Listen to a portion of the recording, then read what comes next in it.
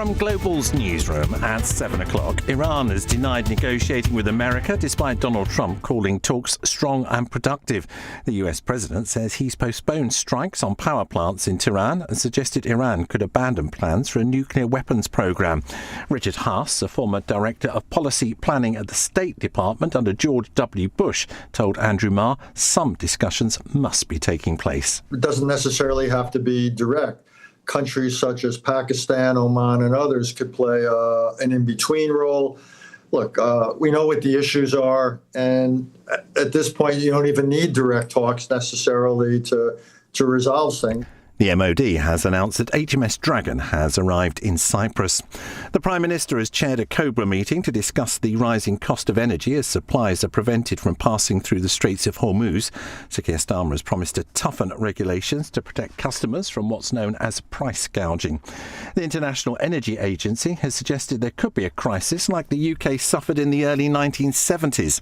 Andy Beckett is author of When the Lights Went Out, What Really Happened to Britain in the 70s. He's told Andrew people may not cope as well these days. I think now we're a country which is a bit more impatient. We like our consumer pleasures more. I think also it's a more fragmented country with a lot more poverty. So one of the things that's terrifying about, what may be coming down the track in terms of inflation and energy shortages is that there are a lot of people who are already living in very cold homes. Prosecutors say no further action should be taken against a 31-year-old Romanian woman arrested and charged over an alleged attempt to access the UK's nuclear submarine base. An Iranian man has been released from custody pending further inquiries. Police were called to HM Naval Base Clyde, known as Fastlane, on Scotland's west coast on Thursday. Counter-terrorism police are leading the investigation into a suspected arson attack on Jewish community ambulances in North London. 4 vehicles were set on fire in Golders Green.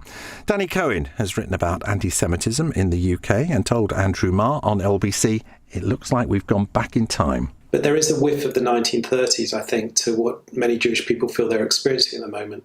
Violent intimidation, violent attacks, harassment, all of those things making Jewish people feel that this is a time they've not really experienced. I feel this too, in my lifetime, the conditions that British Jews are finding themselves in right now. A recording of radio conversations shows the control tower trying to stop a fire truck that was struck by a passenger plane at New York's LaGuardia Airport. Frontier 4195, just stop there, please. Stop. The nose of the Air Canada aircraft can be seen crushed on the runway. 2 pilots died and around 40 passengers and crew were taken to hospital. A British couple who are imprisoned in Iran say they feel frightened and abandoned by the British government. Craig and Lindsay Foreman have released a taped public statement through their family. They were arrested in January last year while they were on a worldwide motorbike tour. Craig says he expects the government to be doing more now that they're imprisoned in a war zone. We are proud to be British, but right now we feel let down, alone, and completely frustrated by the lack of public defence by the people in charge of the government. It's very difficult to understand why our innocence has not been said publicly. We are not spies. The Foreign Office says the sentences are appalling and it is pursuing the case relentlessly. In the city, the FTSE 100 closed down 24 points at 98.94. The pound buys $1.34 and €1.16. And LBC weather, rain in Northern Ireland and Northern England tonight. It will be drier further south with mist and fog patches, a low of 6 degrees. Wet and windy for many tomorrow with heavy rain in northern parts and also in Wales, a high of 14 degrees. From Global's newsroom for LBC, I'm Tim Humphrey. This is LBC from Global, leading Britain's conversation with Iain Dale.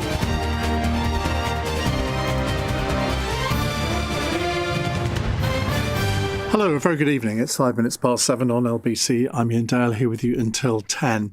Now, we are going to cover the ambulance attacks in Golders Green in North London in the 9 o'clock hour tonight. We're going to spend the whole hour on that. I'll have 2 Jewish community activists with me in the studio, and we're going to be asking, how can anti-Semitism be stamped out? We have to keep asking that question. I'm not sure anybody's ever come up with any answer, but we're going to do our best after 9, and we'll be taking your calls throughout that hour.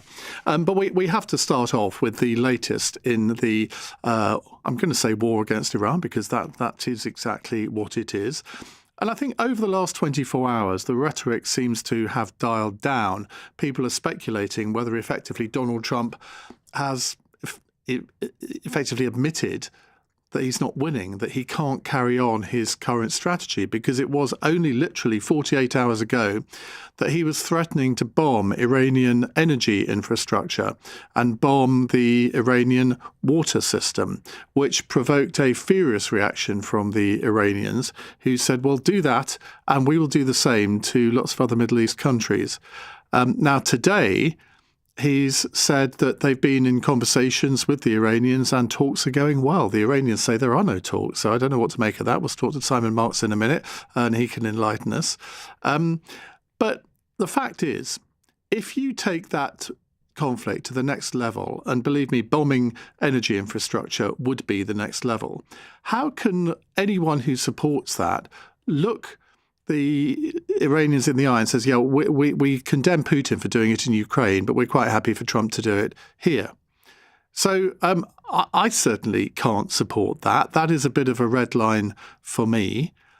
But does this effectively mean, therefore, that Trump is admitting defeat? I mean, he says one thing one day and another thing another. I mean, on Saturday night, he was putting on Truth Social a clip of the Saturday Night Live programme on Sky in this country, which basically took the Michael rather than what I was going to say out of Keir Starmer, essentially portraying him as a weak, vacillating prime minister who was scared to talk to Donald Trump. And then about 20 minutes after he put out that message, he phoned Keir Starmer up. I would have loved to have been a fly on the wall in that conversation. So the question I've got for you this hour is this. Is Trump now just looking for the quickest and simplest way to exit this war? If so, do you welcome that? And what would the long-term consequences be? Because a lot of people are also talking about, well, are we heading for a third world war? I think there are a lot of dots to join before we get to that point, but I know a lot of people really fear that. 0345 6060 973. Simon Marks joins us, LBC's Washington correspondent. Simon, Donald Trump is known for going back on things that he said only sort of 24 hours later or even less. Is this the mother of all U-turns by him? Well, it's a very substantial U-turn. There's absolutely no doubt about that, Ian. And it comes at a point where he is very eager to get this military conflict wrapped up. This has not gone the way that he anticipated. He thought this would all be very quick, that there would be an uprising inside Iran by the Iranian people. To some extent, he appears to have been encouraged in that view by the Israeli Prime Minister Benjamin Netanyahu. And we've learnt within the last few minutes that the president has now spoken to the Israeli leader about the conversations that US officials say are underway with figures inside the Iranian government. Prime Minister Netanyahu has said, I spoke earlier today with President Trump. He believes there is a chance to leverage the military achievements of the war to get all the objectives of the war through an agreement. Note the use of the phrase there by Benjamin Netanyahu that he, President Trump, believes there's an opportunity here to get an agreement. Prime Minister Netanyahu very much not saying, I think there's an opportunity through negotiation to get an agreement. And I think that there will be questions, given the divergence that we've seen, even on the battlefield between the United States and Israeli armed forces over the course of the last few days, how the American president is able to persuade the Israeli government, if necessary, to down weaponry should any kind of an agreement be achieved. Let's find out what Donald Trump has to say about the state of the talks. He's been talking over the last few hours on a visit to Memphis and has been describing the conversations that he says his emissaries have been having with the Iranians. We are now having really good discussions. They started last night, a little bit, the night before that, and I think they're very good. They want peace. They've agreed they will not have a nuclear weapon, et cetera, et cetera. But we'll see. You have to get it done. But I would say there's a very good chance. And it began when I said that I won't be. We were planning tomorrow on shooting down some of their power plants, and we're going to hold that up. Hopefully we won't have to do it. And hopefully we can make a deal that's good for all of us, including the Middle Eastern allies that have been very good to us, including Israel, that's been a great partner in this fight. They've really been a good partner in the fight. They fought hard. But we'll see what happens. I think there's a very good chance we're going to end up in a deal. And so we're giving it 5 days, and then we're going to see where that takes us. And I would say at the end of this period, I think it could very well end up being a very good deal for everybody, as good as if we went all the way and just literally annihilated the place, which if we don't have to do that, that would be a good thing, not a bad thing. Now, you do have to wonder why he's giving talks 5 more days, given that this conflict began on February the 28th at a point where talks had been underway in Geneva between the US and Iranian officials and had absolutely been making progress. And you heard President Trump there cite as the one thing that he says he's heard from the Iranians now, that they don't want to develop nuclear weapons. Well, they said that in the days leading up to the conflict during the Geneva talks that the president abandoned. So there are going to be all sorts of questions for him still about why he chose to go to war, and also now about the legitimacy that he is conferring, it would seem, on Iran's parliamentary speaker, Mohammad Khalibaf, who is apparently the top Iranian official with whom Steve Witkoff and Jared Kushner are negotiating. He's absolutely a fervent representative of the old guard in Iran, very close to the slain supreme leader, the late Ayatollah Ali Khamenei. Whatever happened, Ian, to the plan for the Iranian people to have their moment, to rise up, take control of their own country and chart their own destiny? We are hearing absolutely nothing about that anymore as these talks apparently continue, possibly indirectly, between the United States and Iran. Simon, thank you very much indeed. Well, I would love to hear from Iranians in this country, or indeed anywhere in the world, who might have a view on that, because I think Simon's absolutely right to highlight that fact. There are no words about regime change now, and that clearly was one of the motivations at the beginning of this. Do we think that when the bombing stops, if there is some sort of agreement, which I still think we're a long way away from that, but if there is some sort of agreement, is Donald Trump then going to urge the Iranian people to rise up? Now, one other point that I want to talk about in this hour is the legality of bombing infrastructure in a country. But again, another question, which maybe one or two of you might have answers to. Would the US attacking Iran's energy infrastructure, as Russia has done in Ukraine, be legal under international law? Well, Professor William Schabas joins us, Professor of International Law at Middlesex University, London. Professor, thank you very much for joining us. Do you think that, America, Britain, European countries have all criticised Putin for attacking Ukrainian energy infrastructure? It would be a bit hypocritical for anybody to support Donald Trump if he did that in Iran, wouldn't it? Well, indeed it would. It's absolutely clear. And I think that our leaders, the Prime Minister in the United Kingdom and other European countries, were absolutely correct to criticize Russia, or to denounce Russia for what were really indiscriminate attacks on the infrastructure in Ukraine, and were designed not to have military objectives, but to punish the people of the country. So that's what's going on right now, or the threat at any rate. But I don't entirely know how to interpret this. You know, you've asked me to come on the show as an international lawyer. But sometimes I think when you're dealing with Trump, you need a psychiatrist to talk about the problems. Which part of international law would he be breaking if he did do this? Yeah, these would be the laws of armed conflict that are mainly codified in old treaties called the Hague Conventions, and that have been renewed in a more recent treaty, which is the additional protocol to the Geneva Conventions.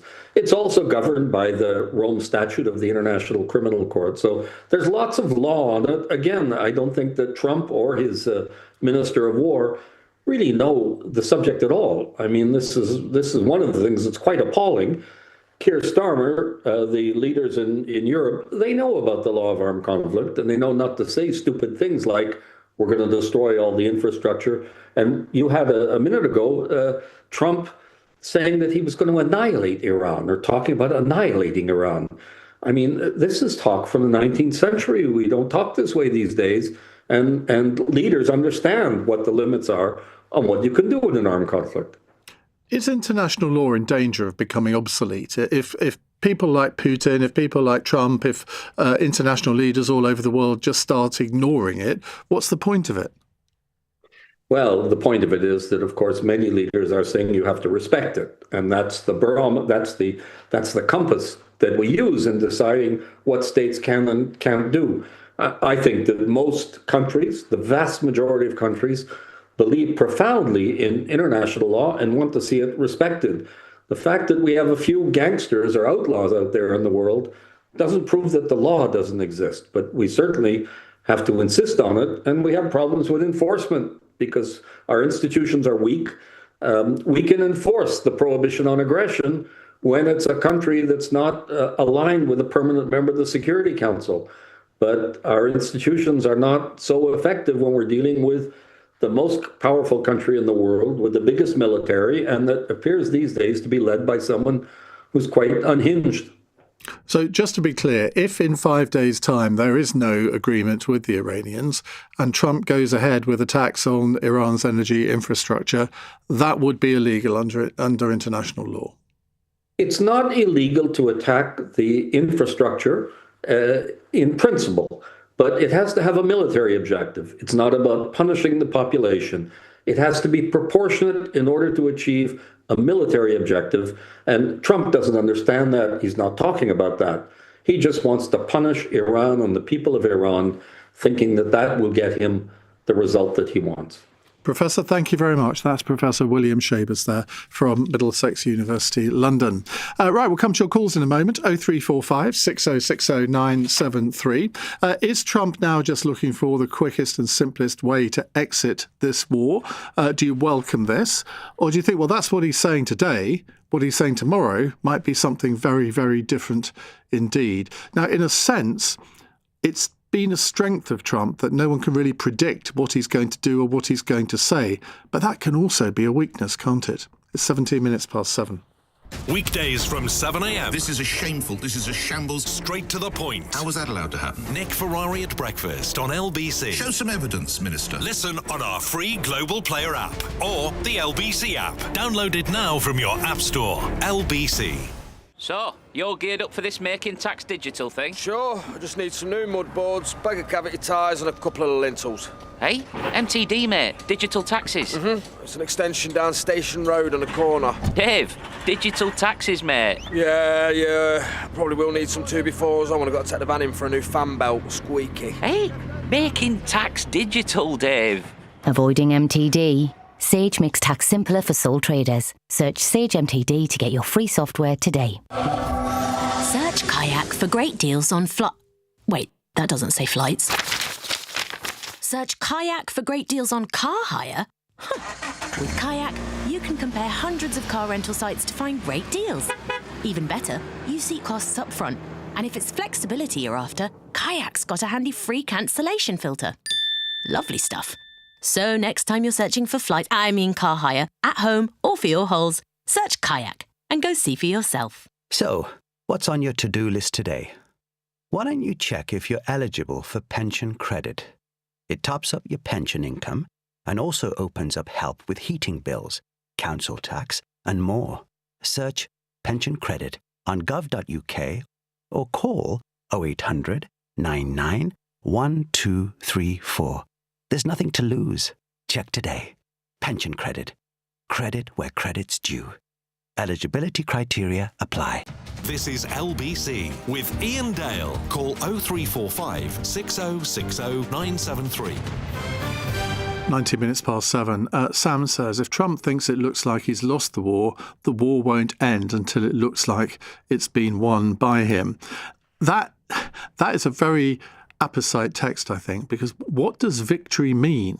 What does defeat mean? I think it's incredibly difficult to define that because you could easily argue that if the bombing stopped today, Trump will have achieved many of the military objectives. The Iranian Navy does not exist anymore. The Iranian Air Force apparently does not exist anymore. The missile, they did actually fire a missile towards Diego Garcia, or two missiles towards Diego Garcia, neither of which met the target. But, that has put the wind up many people, because if they can do that, if they can reach Diego Garcia, they can reach London as well.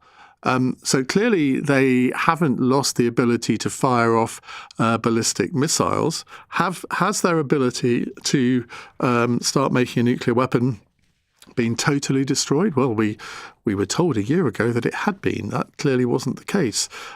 We don't know what the bombing raids have done to those facilities at the moment. So there are many shades between victory and defeat here. How would you define victory? How would you define defeat? Personally, I think if the regime falls and a new regime comes in that may not be a democracy, but maybe something, should we say, a little kinder, then I would regard that as a victory.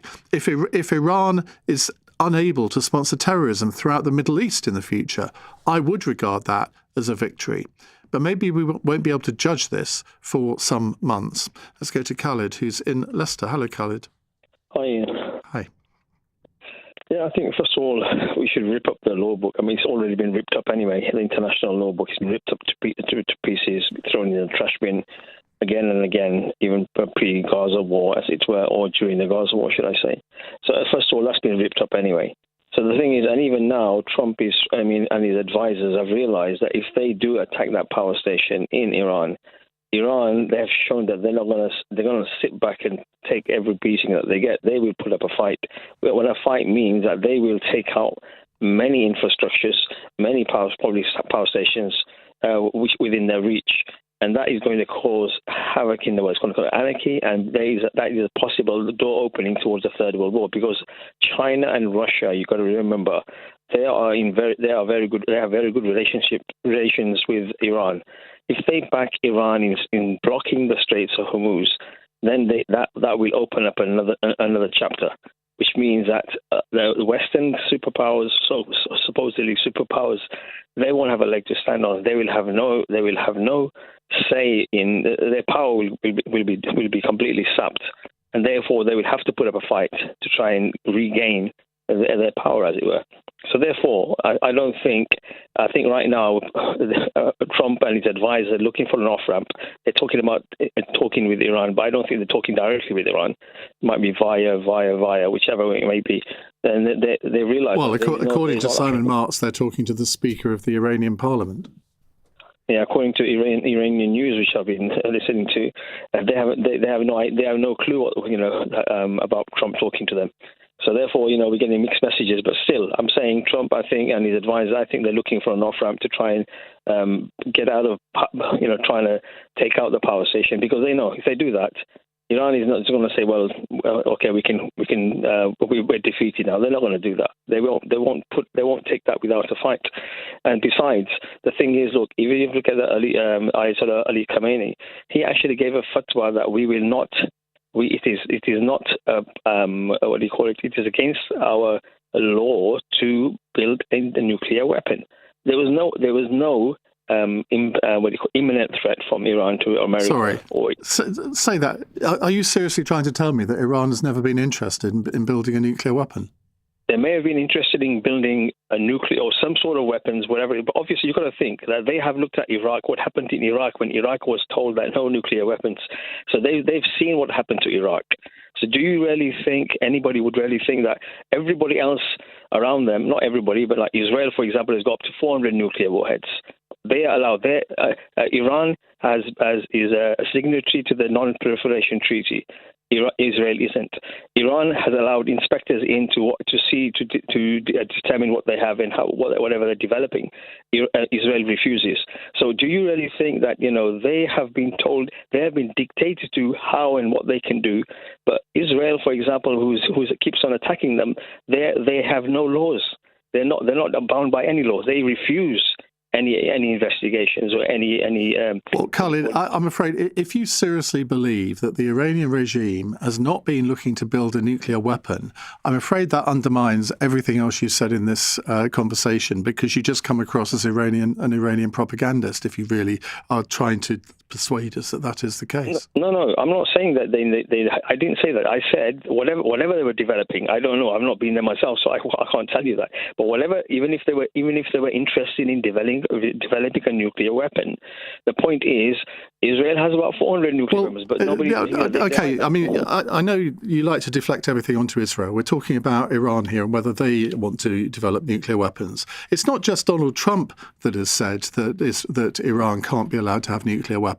Hillary Clinton did. Barack Obama did. Joe Biden did. This is not a change in American policy. In fact, it's a similar policy to what European countries have been following over the last few years.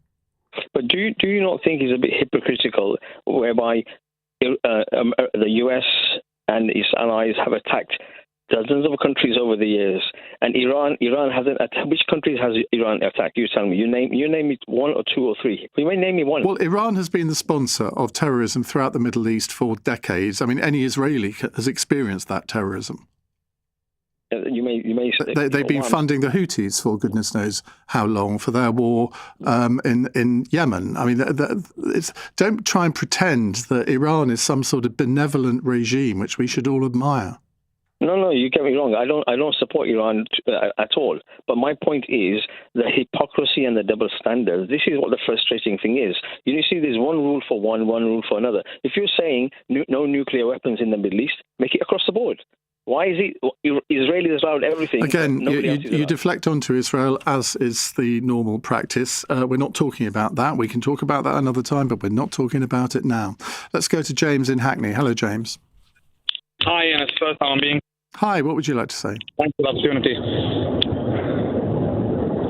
Hello? Are you there, James? Carry on. Hi, can you hear me? I think we'll come back to you. Sharkan says, first they said the Strait of Hormuz must be open. Then they said, I will ensure and escort the ships. Now they say, I'm willing to manage it jointly with Iran. This is the very definition of a retreat. Iran's power has brought the United States to the table of realities. Paul is in Worcester Park. Hello, Paul. Hello, Ian. We have spoken before. I wanted to talk fairly briefly about this fantasy of talk, not by you, but say that professor we had early on, of international law. It doesn't work. There's never been such a thing. It's a fantasy. You can have... Well, he's a professor of it, so presumably it exists. Well, he may be a professor, but he's a professor of a fantasy. You can have power without law, but you cannot have law without power. All law actually is, at the end of the day, is a manifestation of the power that you have. Countries can have laws because they have a monopoly of violence and they have a police force or someone else who can enforce that law. But talk of law without the ability to enforce it, or a monopoly of power or monopoly of violence, is a fantasy. It just doesn't exist. It's not there. You know, you could take someone like Ed Miliband. Let's mention Congo, pass power over to Ed Miliband and say, right, you now run the country. And Ed Miliband sits in the field and he works out all the laws he'd like to pass in that country. And you can imagine what weird ones they might be. But he'd be unable to enforce them, so they wouldn't exist. Do you understand what I'm saying? Well, I do, but we do have international conventions which, I mean, surely can be legally enforced. Now, not all countries are signatories of them, of course. Firstly, they can't be legally enforced because no one has a monopoly of violence. But secondly, that is all they are. They're conventions. I brought this point up before. You and I do not need a law to tell me not to burgle someone's house. I don't do it because it's wrong to do. Even if the law didn't exist, I wouldn't do it. Now, many countries in the world, mainly Western countries, do the right thing because it is the right thing, not because there's a law in place.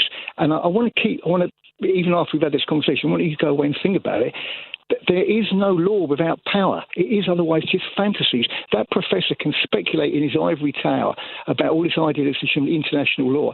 It doesn't exist unless it's enforced. When the Normans came over here, they brought in a lot of rotten rules, like the Lord of the Manor had first dibs on the girl on her wedding night. They didn't write laws. What? They just did it. Yeah, they did actually. It was actually true. Goodness me. Okay. Yeah, it was a bad thing. Now, they didn't write all these laws about all these awful things they did. When the Normans came over here, they did what they did, and that then became the new law. They didn't sit around having professors writing up what the new law should be.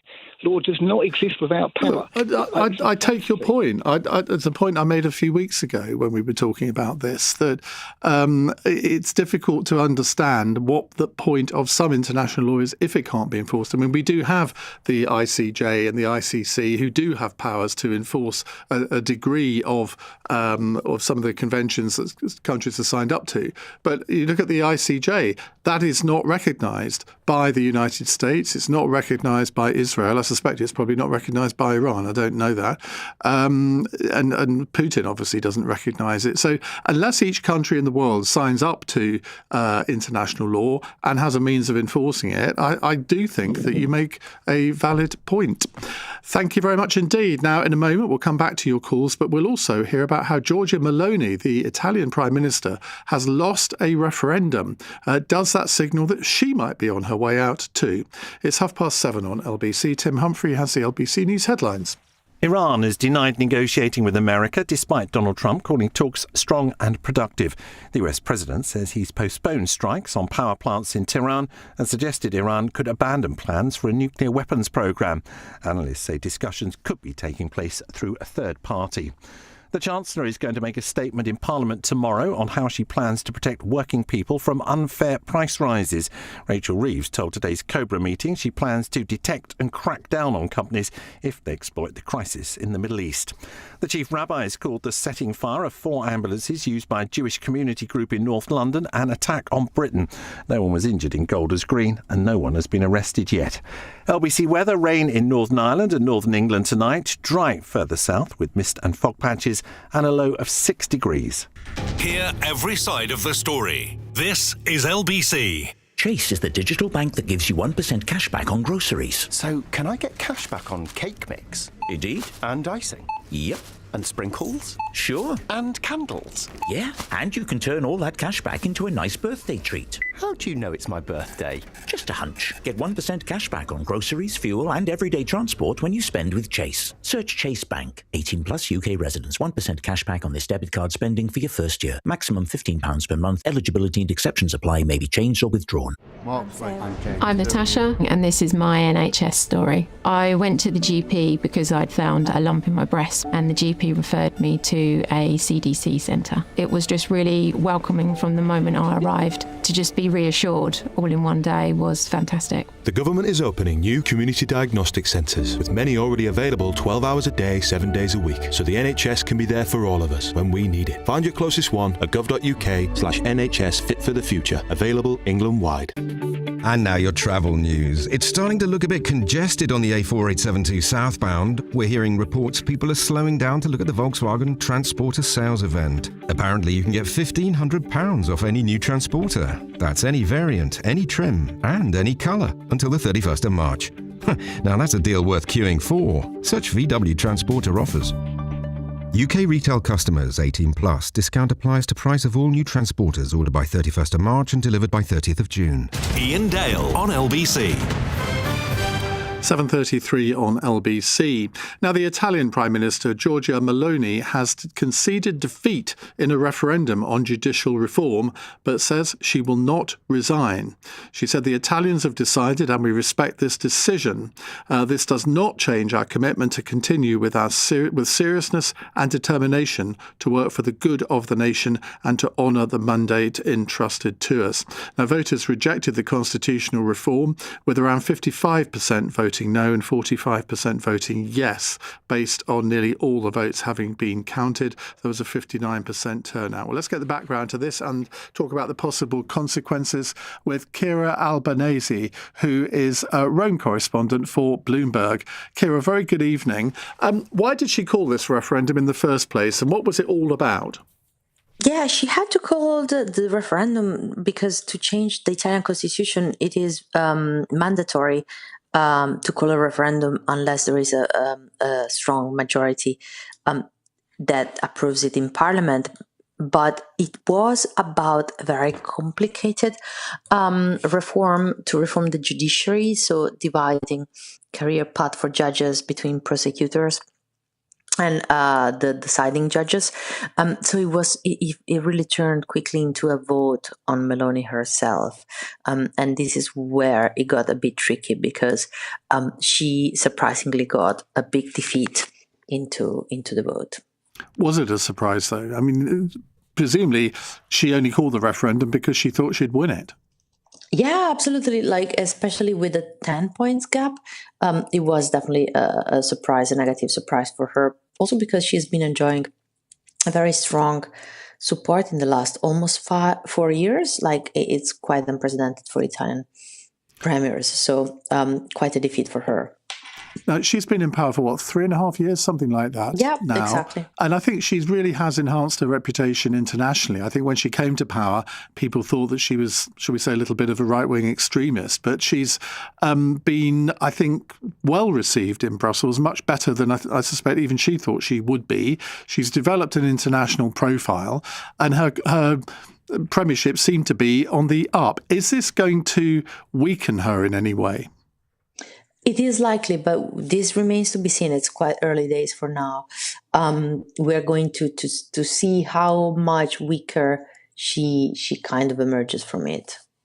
What's your prediction? And are there national elections due in Italy anytime soon? By next year, Italy will have to call a vote. So by the end of 2027, but that really kicks off a year-long electoral campaign. And do you think she is likely to be re-elected? At the moment, there is still a lack of alternatives to her, but today the mood is kind of changing in Italy.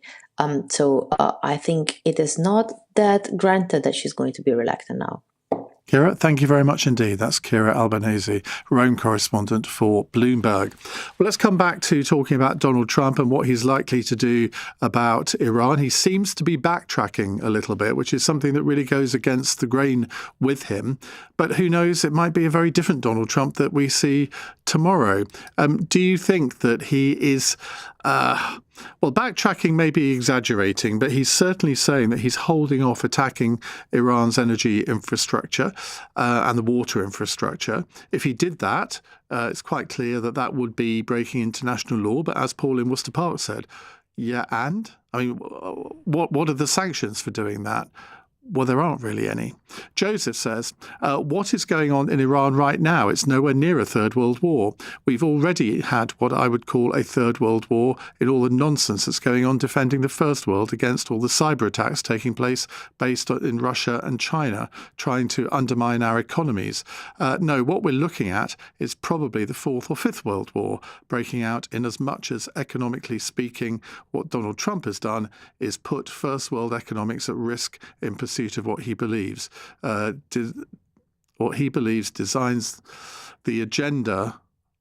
It always helps, Joseph, if you might put the odd full stop in a text of this length. I mean, there isn't a single one in this text, so I think I'm going to give up on it right now. Let's go to Mehdi in Brixton. Mehdi, hello. Hi there. Good to hear you, Ian. Hi, thank you. Called in. I've been riled up by some of the people that have been calling in, to be honest with you. I've got a lot of thoughts, hard to unpack them all. I think in this, I don't think Trump should be backtracking. I know it's difficult. It's hard to hear. But I also think a majority of the Iranians in the inside of the country, they want this job done. And if it's not done, then I think Iran will come out looking stronger. Because they'll have shown that, with the Strait of Hormuz, they've got a grip on the world, basically.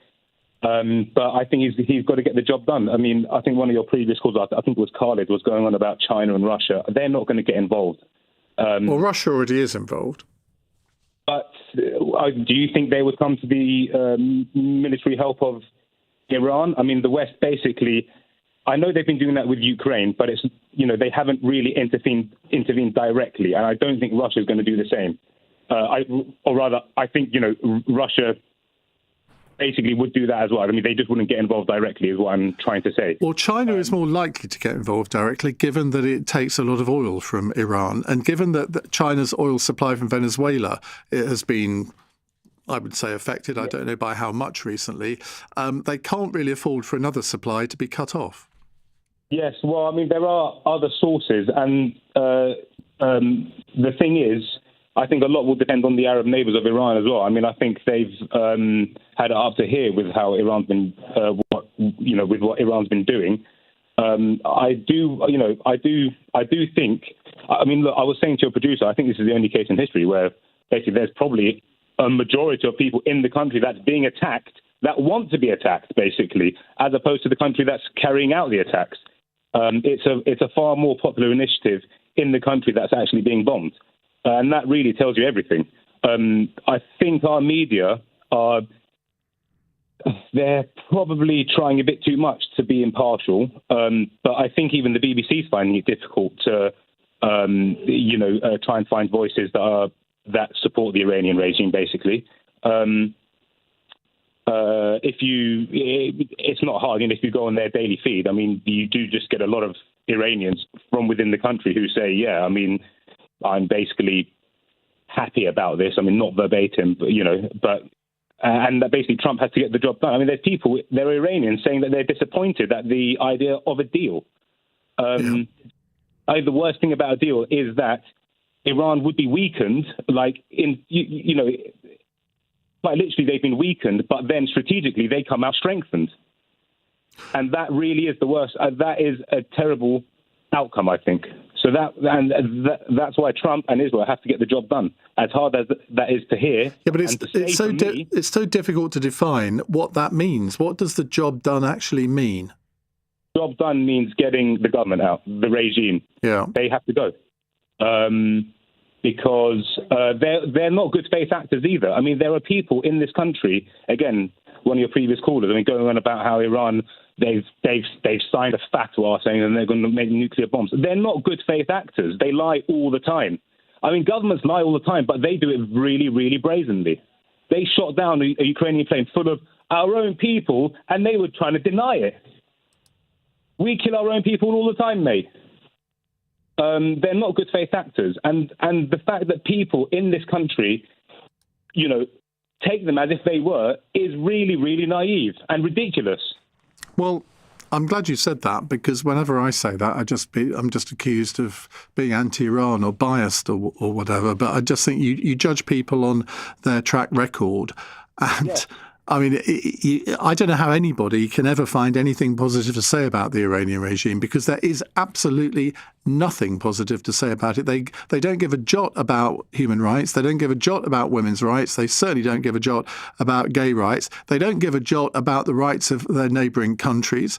They don't give a jot about the Israelis and Jewish people in general. All they want to do is use their power to cause havoc in the Middle East. Saudi Arabia sees through that. The Gulf states see through that. And even one or two of the states that have been seen as relatively friendly to them, they are now seeing Iran for what it truly is, with some of the unjustified strikes that are being made on them. And the only surprise that I have is that Saudi Arabia and Abu Dhabi and one or two of the other states haven't actually launched massive bombing raids against Iran. They've been very, very reticent to do that because they're hiding behind the cloak of the Americans and the Israelis.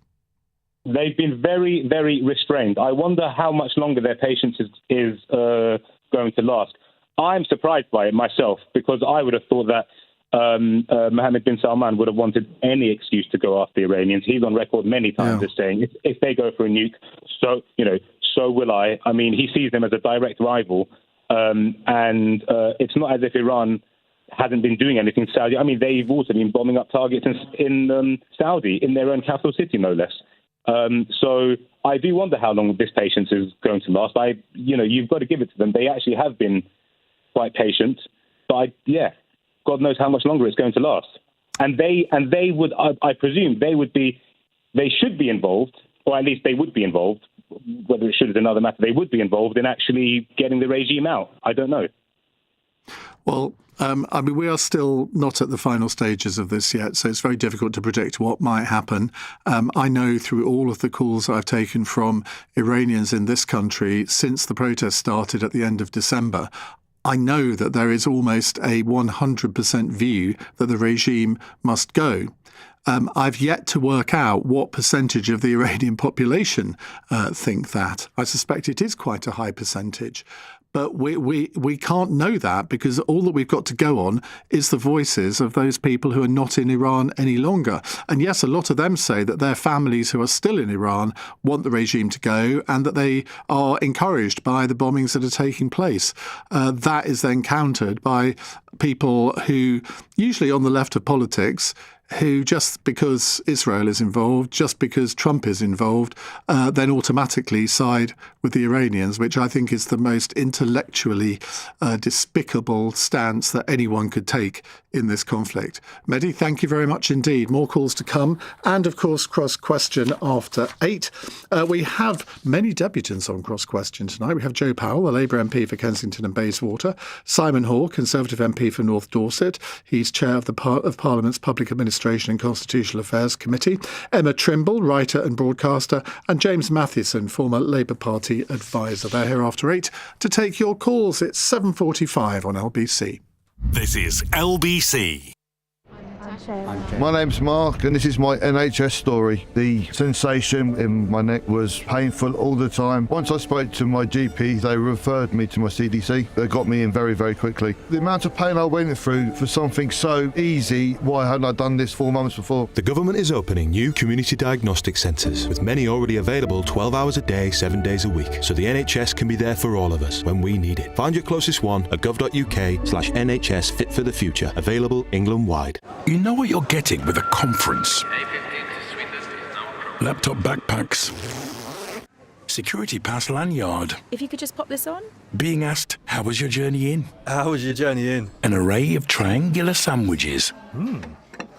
Having to deal with a small crisis back at the office. Sometimes in life you just know what you're getting. Like a great night's sleep and a tasty breakfast. You know what you're getting with Premier Inn. 1983 election, she's won a landslide second term. Police have been deployed to disperse crowds as the poll tax riots escalate. Credit crunch is continuing to spread from the USA. Britain has left the European Union. I mean, the list goes on. Boris, Liz, We've Rishi. helped Britain invest through 45 years of change. That's why we're the UK's #1 investment and savings platform, trusted by 2 million people. Hargreaves Lansdown, helping Britain invest for it all. Investment returns vary. For claim verification, visit hl.co.uk. Did you know a new traffic-free Oxford Street is coming? This year, the Mayor of London will begin to pedestrianise London's flagship high street, creating more space for everyone. That means soon you could be hearing less. Excuse me, coming through. And more. A bit less. Come on. And plenty of. To find out more, search Oxford Street Transformation. Iain Dale. Call 0345 6060 973. Text 84850. Alexa, send a comment to LBC. 7:48 on LBC. Wesley says, Ian, to put it bluntly, Trump's roadmap out of this is Cuba. He's going to go after Cuba, citing more urgent matters, and forget about Iran. He has no plan, and mark my words, this will come to pass. I'm not sure I disagree with you on that. There have been some interesting noises coming out of Washington on Cuba. And I was seeing a report on the news last night that there are lots of blackouts in Cuba. But it's okay, everyone, because Jeremy Corbyn has gone to Cuba to rescue them and express his solidarity. What could possibly go wrong? Right, back to Iran. Ian's in Ashford. Hello, Ian. Hi, how are you doing? Good, thank you. What would you like to say? A couple of things, and it's quite quick. But first of all, I agree with the last message. That is the next thing that's going to distract everybody. But I just wonder here: has Trump tripped himself up, or tripped up the potential roadmap out? And by that, I think he's backtracking, and I think he should be. And goodness knows we need it. But he announces today that these negotiations are going on. Excuse me. Iran then says, no, there's not. Excuse me. Well, just to let you gather yourself a minute, Ian, that doesn't really concern me if they say that they're not going on. What it actually does is encourage me to think that the regime is so weak and splintering that one part of the regime doesn't know what the other part of the regime is doing. And that, I think, is possibly a little bit of chink of light. I may be grasping at straws here, but you never know. Therein lies what my point is. He then names a certain person. That person then comes out to say they've not spoken to them. Had he just outed somebody within the regime? Are you talking about the Speaker of the Iranian Parliament? Yes. I mean, I don't know the answer to that. No one does, I suppose. Well, no, quite. But if you refer back to Signalgate and the way that was mishandled, it wouldn't be unlike Donald Trump and his cohort to not keep things secret and say something publicly that shouldn't be said. Yeah, and there may be a deliberate strategy there to unsettle people within the Iranian regime. And I mean, that's all part of warfare, I suppose, isn't it? Yeah, but if that person ends up getting thrown out of a window, but he was the conduit, you know. I mean, Ian, I cannot believe you think the Iranian regime would throw people out of windows. I mean, well, you know, it's Putin that does that. Well, yeah. But do you get what I'm saying? No, I do get what you're saying. Yeah, have they actually tripped themselves up here and said something they shouldn't have said publicly, outing somebody who might have been able to? Well, you see, if it was anyone other than Trump, I would say, well, this was deliberate, that they would have done that for a reason. Yeah. But the fact is that Trump is such a narcissist and also a gossip that he likes to know things that other people don't know. And frankly, none of us knew that there were talks going on. And as you say, the Iranians say there aren't. And, well, we'll all have to make our own judgments on that. Ian, thank you. Justin in Newcastle says, embarrassing and shameful U-turn from Trump. All it proves is how unhinged, incompetent and utterly unqualified he is. Blood on his hands with long-lasting financial burdens for the rest of us. Well, that last bit certainly is true. Let's go to Andrew in Bayswater. Andrew, good evening. Good evening, Ian. I just wanted to respond to the point about whether international law doesn't exist because it cannot be enforced with the use of force. And I think there are a number of answers to that, but one of them is that there are many countries that do respect international law and do attempt to abide by it. And that has some consequences for countries which do not wish to abide by international law. And I'll give you one immediate example, is that when Donald Trump decided to launch a war which was judged by other countries not to be lawful, the consequence for him was that they would not join in. And that consequence for a rational president would be a significant consideration. I mean, you're always going to have irrational people who don't care about the consequences of breaking the law. But anyway, that's one example. Another example is that sanctions can be imposed. Another example is you can have UN resolutions imposed which can have force. How do they have force? Oh, I don't know exactly, but I mean, isn't it enough? Isn't what I've said already enough to show that you can't say that international law is completely ineffective merely because there's no equivalent to a policeman? Maybe, but I think you understand the point that Paul in Worcester Park was making on this, that if you have no effectively physical means of enforcing a law, it does undermine the importance of that law. Well, you stress physical means of enforcing it, but that's not the only means of enforcing the law. Any means. I mean, you can pass resolutions against a particular country, but what good does that do apart from making you feel better? Well, you can impose sanctions. Yeah? Countries impose sanctions routinely because people disobey international law. And that has economic consequences, all kinds of consequences. Well, it can have. You're absolutely right. Sanctions can have consequences, though even there, the history of sanctions is somewhat checkered. Yes, but all of this goes to show that it's wrong to say there are no means of enforcing international law or persuading people to abide by it, and therefore it doesn't follow that it's pointless to have international law or that international law is a, quote, fantasy, close quote, just because there's no means of physically enforcing it. Andrew, point well made. Thank you very much. Bernie says, it appears that Trump has allowed... Oh, I don't want you to sort of put this in your mind too much, because especially if you're eating. He says, it appears that Trump has allowed his mouth to write a cheque that his butt can't cash. I'm sorry, I have just tried to imagine that, and it's not a pleasant sight, is it? Robert's in Leytonstone. Hello, Robert. Good evening. Hi. Hi. Yeah, I mean, everybody can claim to be angels, but when you're playing a game of sport and the opposition play dirty and don't play by the rules, like the UN rules and ECJ rules, then, you're winning the game. You might continue. You'll complain to the ref, but you might continue to be saint or an angel and by the rules. When you start to lose that game and the refs nothing, well, is a tendency for most people, other than lose that game, to start playing dirty well. And like if a gang of thugs are coming up to you, start fighting you and dealing with you, you might play by the rules of boxing.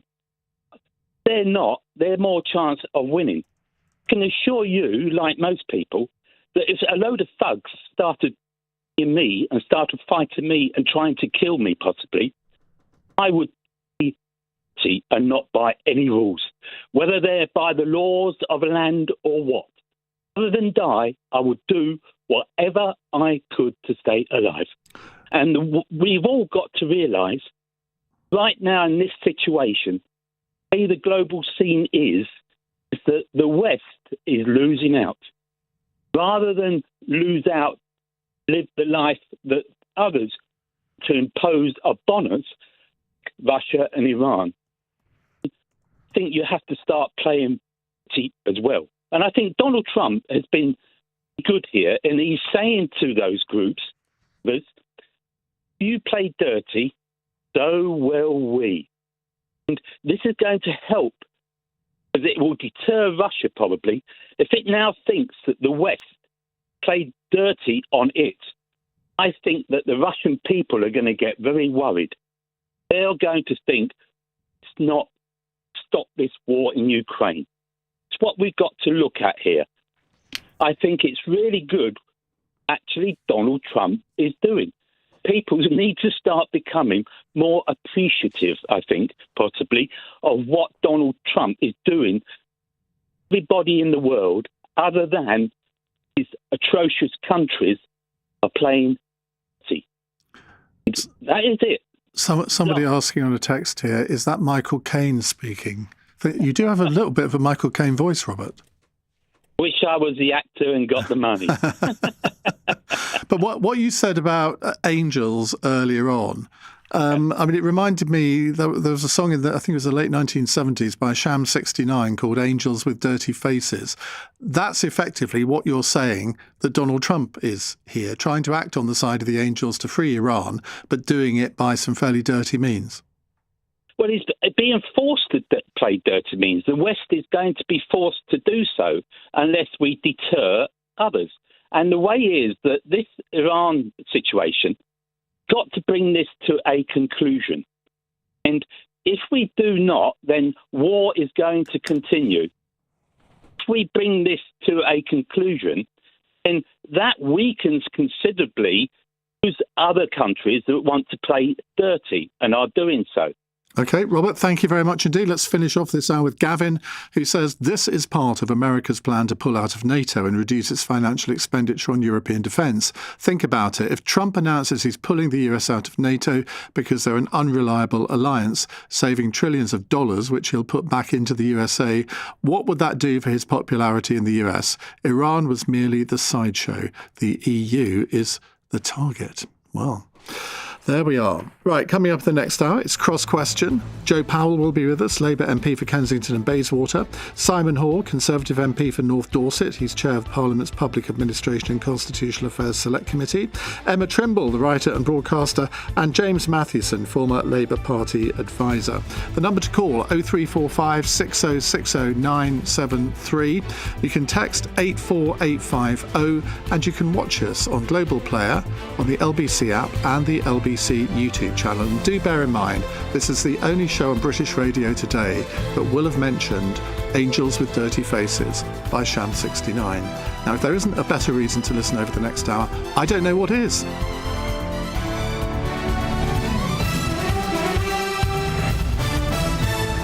On your radio, on the LBC app, and Play LBC. leading Britain's conversation. This is LBC.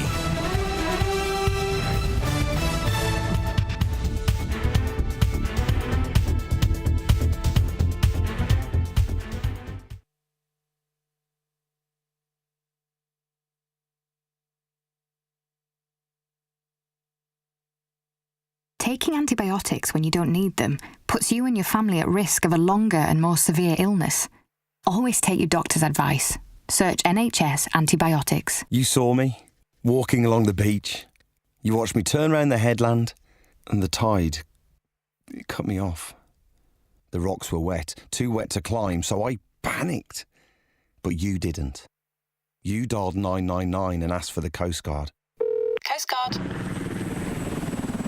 And I just want to say, whoever you are, thank you.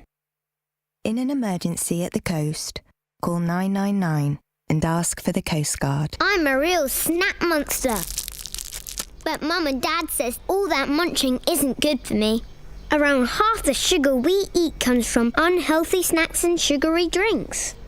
If you want to change from a snack monster to a snack star, search Change for Life for loads of healthy snacking ideas. From Global's newsroom at 8 o'clock, Donald Trump says there's a very good chance of a deal with Iran, adding talks have reached major points of agreement. But Iranian officials deny negotiations have been held, calling it fake news. The US president's postponed strikes on Tehran's power plants. Trita Parsi, a former informal advisor to Obama on Iran, told LBC he doubts Trump is ready for a deal just yet. I don't think the administration currently is actually serious about off-ramps. Unfortunately, the Trump administration is more likely to at least try some form of a land incursion first. And I don't think the Iranians believe the US is serious at this point. The Chancellor is to make a statement tomorrow on plans to protect people from unfair price rises. Rachel Reeves told today's Cobra meeting she'll crack down on companies that exploit the crisis in the Middle East. Counter-terrorism police are appealing for anyone with footage of a suspected anti-Semitic arson attack on a Jewish volunteer ambulance service in North London to get in touch. 4 were set on fire in Golders Green this morning. And flights have resumed at New York's LaGuardia Airport after an Air Canada jet crashed into a fire truck on a runway. 2 pilots were killed. In the city, the FTSE 100's closed down 24 points at 98.94. The pound buys $1.34 and €1.16. LBC weather, rain in Northern Ireland and Northern England tonight. Drier further south, lows of 6 degrees. From Global's newsroom for LBC, I'm Daryl Jackson. This is LBC from Global, leading Britain's conversation. Cross Question with Iain Dale. Hello, a very good evening and welcome to Monday's Cross Question here on LBC. I'm Iain Dale. On the panel with me, to my left, Joe Powell, Labour MP for Kensington and Bayswater. Very posh constituency. Next to him is James Mathewson, former Labour Party advisor. To my right, Emma Trimble, writer and broadcaster. And to her right, Simon Hoare, who is Conservative MP for North Dorset, and he's chair of Parliament's Public Administration and Constitutional Affairs Select Committee. I presume he was quizzing Keir Starmer this afternoon. No, that was my other colleague. That were your other. You weren't invited to this one. Okay, wasn't my turn. Damn. Anyway, time for your questions to our panel. 0345 6060 973. You can text 84850, and of course you can watch us on Global Player, the LBC app, or the LBC YouTube channel. Call 0345 6060 973. Text 84850. Cross Question. Watch live on our free Global Player app or the LBC app. Well, let's kick off with a text question from Scott, who says, is it now in everyone's best interest for representatives from Israel, the US and Iran to sit down again in Geneva to negotiate a robust and lasting deal? Or should the war just go on and on with further bloodshed, economic fallout and potentially unintended and devastating consequences for the Middle East and the rest of the world? Now, normally I ask the first question to our debutante last, but given that we have 4 debutants on the panel tonight, Simon Hall, you've drawn the short straw. Oh, thank you. Look, I think talking has got to be better than what's going on at the moment. We've seen, I think, a war start, the legality of which is, I think, still a question. The ends are unclear.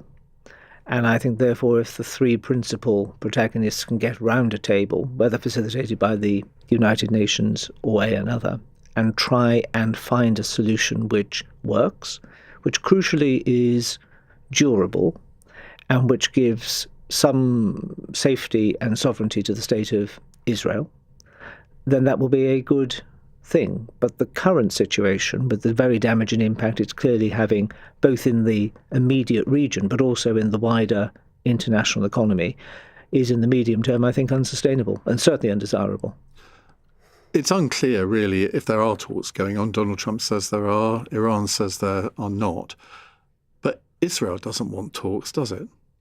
Well, Israel, I think, is going to have to be advised by the United States, which is actually the largest power in all of this. I mean, I do have a worry that I think Prime Minister Netanyahu has sort of egged President Trump on.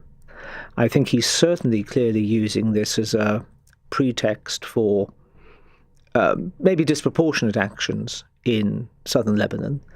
And I think President Trump needs to just say, the States is the senior partner in all of this. And if we want to sit down and talk to get that non-nuclear Iranian state, to make sure that Israel is safe and secure, but that the Gulf states are safe and secure as well, and hopefully the global economy can start to return to some degree of normality. This is all happening at a time when the global economy can least afford it. Then I think all round that has to be seen as a good thing. But for that to happen, I think the White House needs to work out what it wants to see. It's started something. It's begun a journey without knowing its final destination. Or I think it's been terribly clear as to what its initial motivations were. OK. Labour MP Joe Powell. Well, I think... By the way, you're not the Joe Powell that used to play for West Ham, are you? No. No. And as a QPR season ticket holder, I'm very offended by that suggestion. I think going terribly well. Yeah, you might be playing us next season. So. I think de-escalation, obviously, is what I agree with Simon is what we want to see. The Prime Minister said at the liaison committee today that he'd spoken to President Trump yesterday, and that he was aware that some talks were possible. Obviously, we don't know exactly what the content has been, but the longer this goes on, the more the fallout will hit people in their pockets. We're already starting to see that, and that's not just in this country; it's everywhere. So I think it's in all our interests to try and get to a de-escalation as quickly as possible. But would a job half done be the worst of all worlds? Well, I mean, we don't, as again, to agree with Simon, when there has never been clarity as to what the objective is, and I think that's one of the reasons why the Prime Minister was absolutely right not to join in the initial offensive alongside Israel and the United States, and I think that judgment has borne out to be absolutely correct. So what we need now is an off-ramp to allow that de-escalation to take place. But the alternative, I think, as your listener was suggesting, to keep ploughing on without a clear plan and objective is just going to prolong this even further and will have a really devastating economic impact, as well as, of course, for everyone in the region that is feeling the intense insecurity too. Emma Trimble.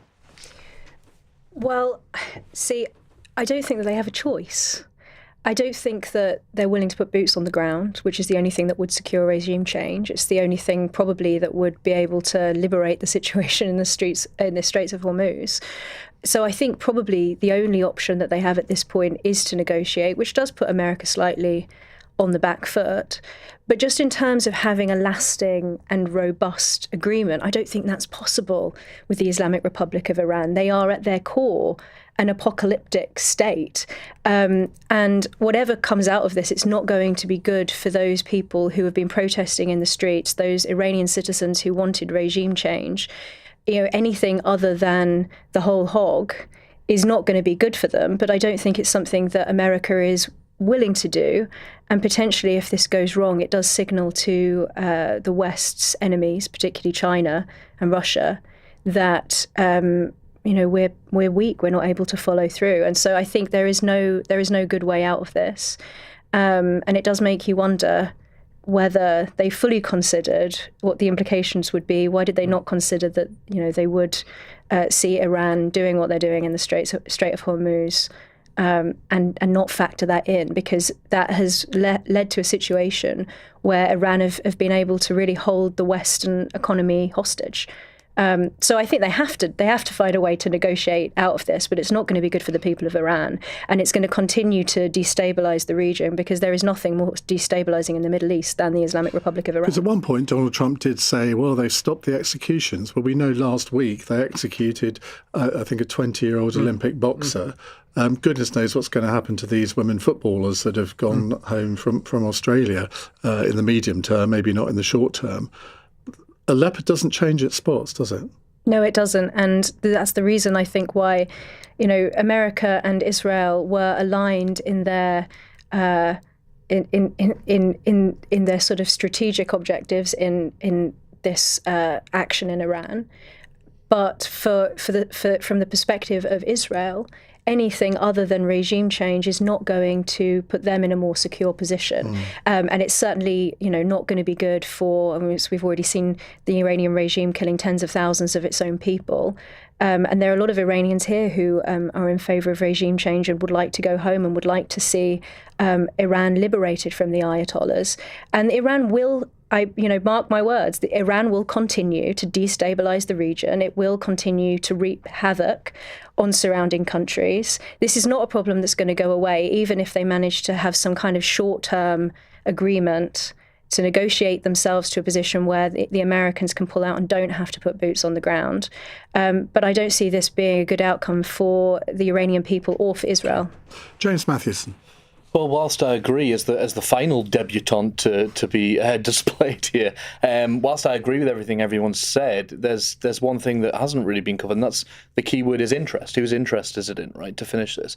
It's not in the interest of the Ayatollahs. It's not in the interest of Benjamin Netanyahu, and it's not in the interest of Donald Trump, and that's the issue. It is in the interest of the nation state. You could argue that it was in the interest of Donald Trump, portraying himself as the peace president. Now, certainly now, but this idea of him wanting to be a conquering hero, this image that he wants to set up for himself, to try and distract from the very obvious thing that none of us have mentioned, which is the Epstein files. And I don't mean that as in a conspiratorial, conspiracy theory sense. It is very obvious that Donald Trump has key domestic issues that he wants to take away from this war in Iran as a result of that. And the deaths were needless. But as we say, we're not going to get an end result from it. So what was the point in beginning it in the first place? Do you seriously believe that that's why he's done this, to distract from distract from domestic issues? I believe Donald Trump, I'm not going to get into the psychology of Donald Trump. Margaret Thatcher was accused of that in the Falklands War because distracting from economic issues, which is utterly ridiculous. If you're going to make me end up defending the Falklands, actually, and which is crazy, but at the same time, to think that is comparable is wild. This is so different. Iran has been a threat. It's been undoubtedly a threat, as well to America. But the fact that you're seeing resignations from the MAGA Republican side, who are all saying, the same thing. Joe Kent, his words were that there is no evidence that there was an immediate threat, which is the kind of example that Trump's given for what he's done. But the key elephant is in the room looking at all of us, which is that Trump is facing fires on every front. Do you buy that, Simon? Well, I certainly think it's stopped people talking about Epstein. I think it's probably created more of a domestic political headache for Trump, because the midterms loom. Here was somebody who said we're going to be very insular and isolationist. There was going to be no more foreign wars. And here his base is now rather perturbed and disappointed. But this is not the outcome he thought he would get and from surprised. It, is what I'd say. I mean, I think there's always a danger when we sort of we try to sort of almost retrofit reasons by looking into some sort of mystic crystal ball, and saying, oh yes, that's the reason why it happened. My real fear is that having seen those demonstrations on the streets of Tehran just a few weeks ago now, I think that America might have believed that there was an alternative regime that was sort of waiting in the sidelines to take control. And RGC and others have now gained such strong control of all levels of Iranian society. They're on the parish council, on the Friends of the Smallest Village Library Group, etc. Nobody can move without the centre knowing. There hasn't been a shadow regime to change to. And so I think this is when you actually need to see realpolitik come to the fore. And there has to surely be the key thing is to make sure that Iran can't proceed to having access to nuclear devices, number one. And alongside that has to be, to pick up Emma's point about the destabilizing effect which they have in the region. And that is ending their sponsorship to the Houthis, to Hamas, and to Hezbollah. So if they did achieve both of those things, is it worthwhile? And if they do that, then I think we then get into the world of realpolitik. Do we want to see the Ayatollahs still running Iran? The answer to that in real terms, by definition, is no. But within the region, there are going to be different views. Israel, I'm absolutely certain, would like to see a liberal democracy in Iran. Saudi Arabia, less so. The only commonality here that they have is they want to see a non-nuclear Iran, and an Iran which stops sponsoring and subsidizing within region terrorist groups. This is why Donald Trump is so destabilizing, because as Simon's pointed out, a very accurate and complex picture in the Middle East. It is undoubtedly complex. Donald Trump is not complex. He is a man driven by impulse and by emotion. And that emotion usually is anger.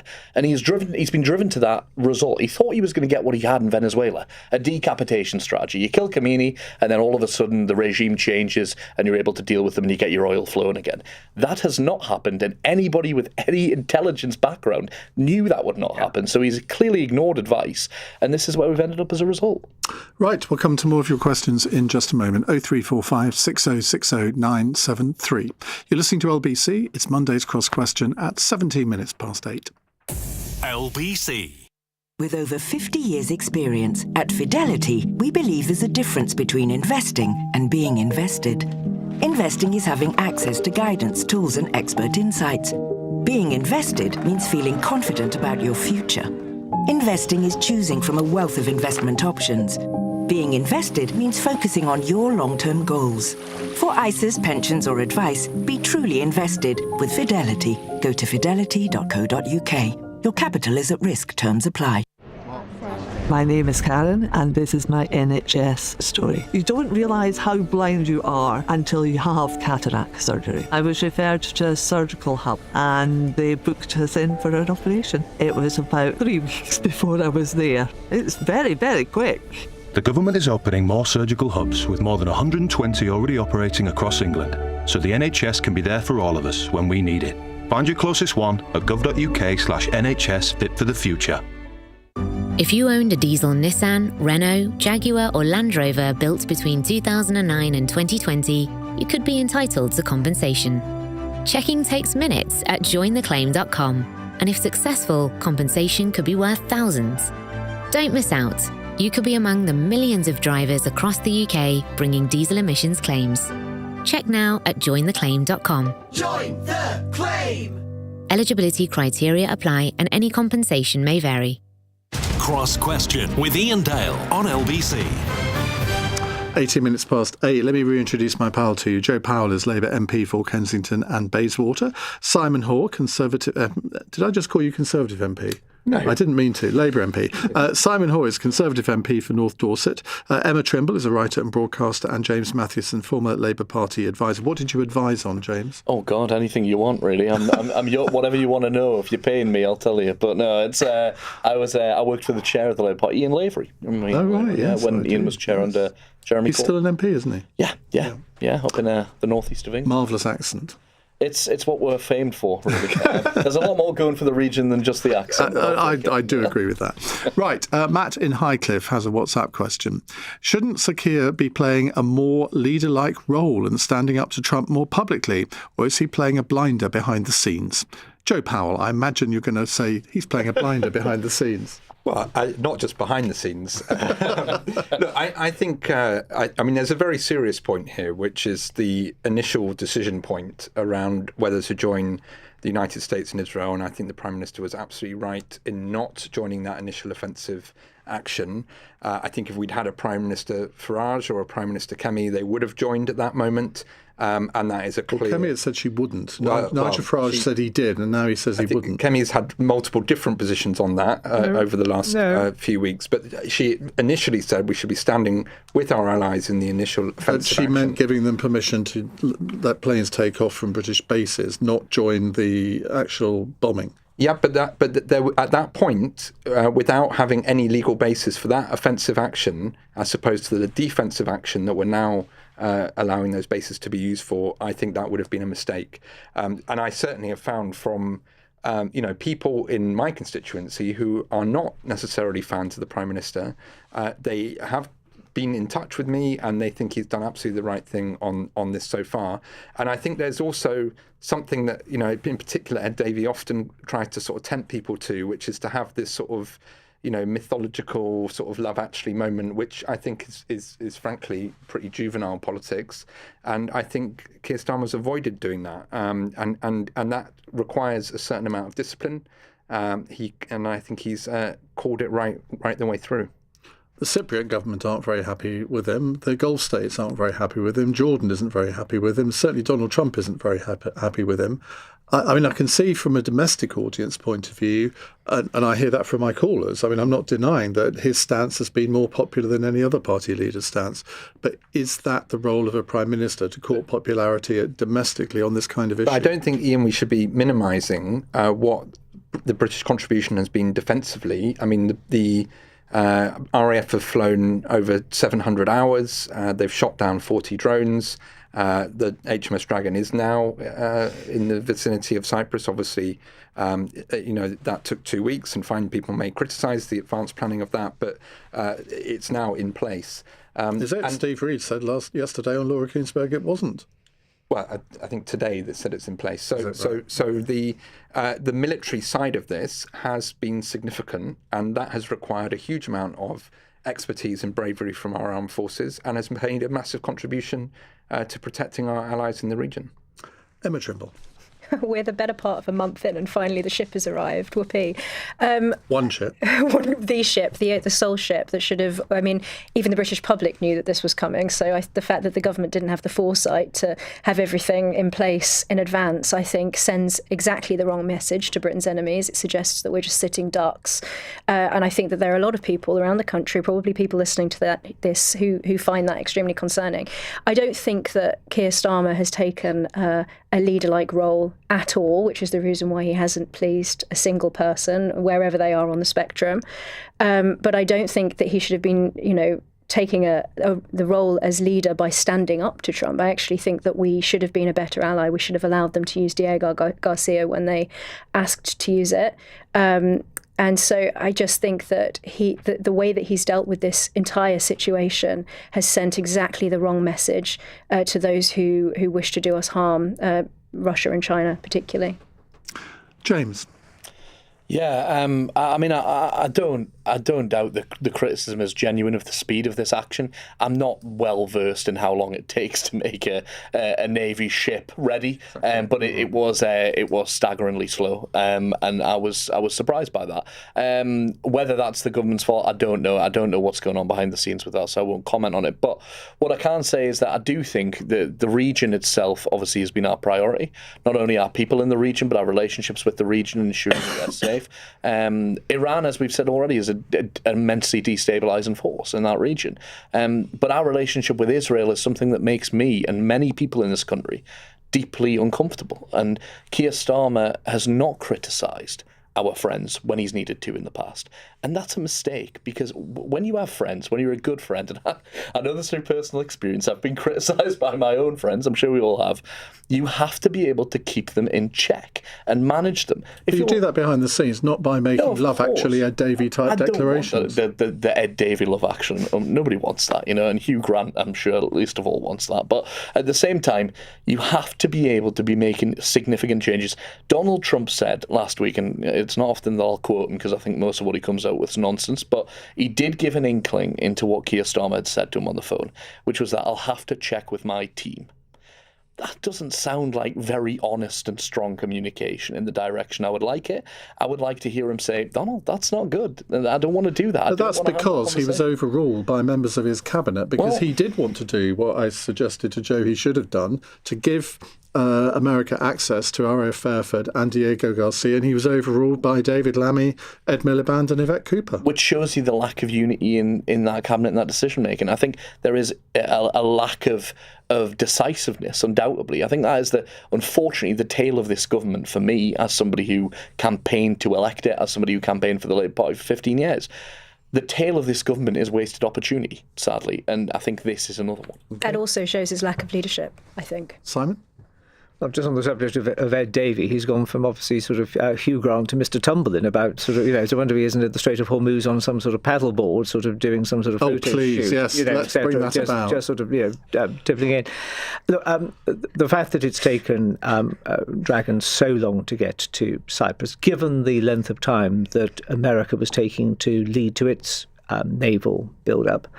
Anybody who can remember anything to do with the sort of geography of that region knows that there's always something going to be happening in the Eastern Mediterranean, always knows that the base at Cyprus is going to be used for something and or be a target, and it should have been much, much speedier and swifter. That's a question for the MOD. With regards to the Prime Minister, I mean, I think one has to feel slightly sorry for the Prime Minister, because he is, this is both a good thing and a bad thing, he is clearly a lawyer first and a politician third. And I'm not quite sure what's second, but it's not being a politician.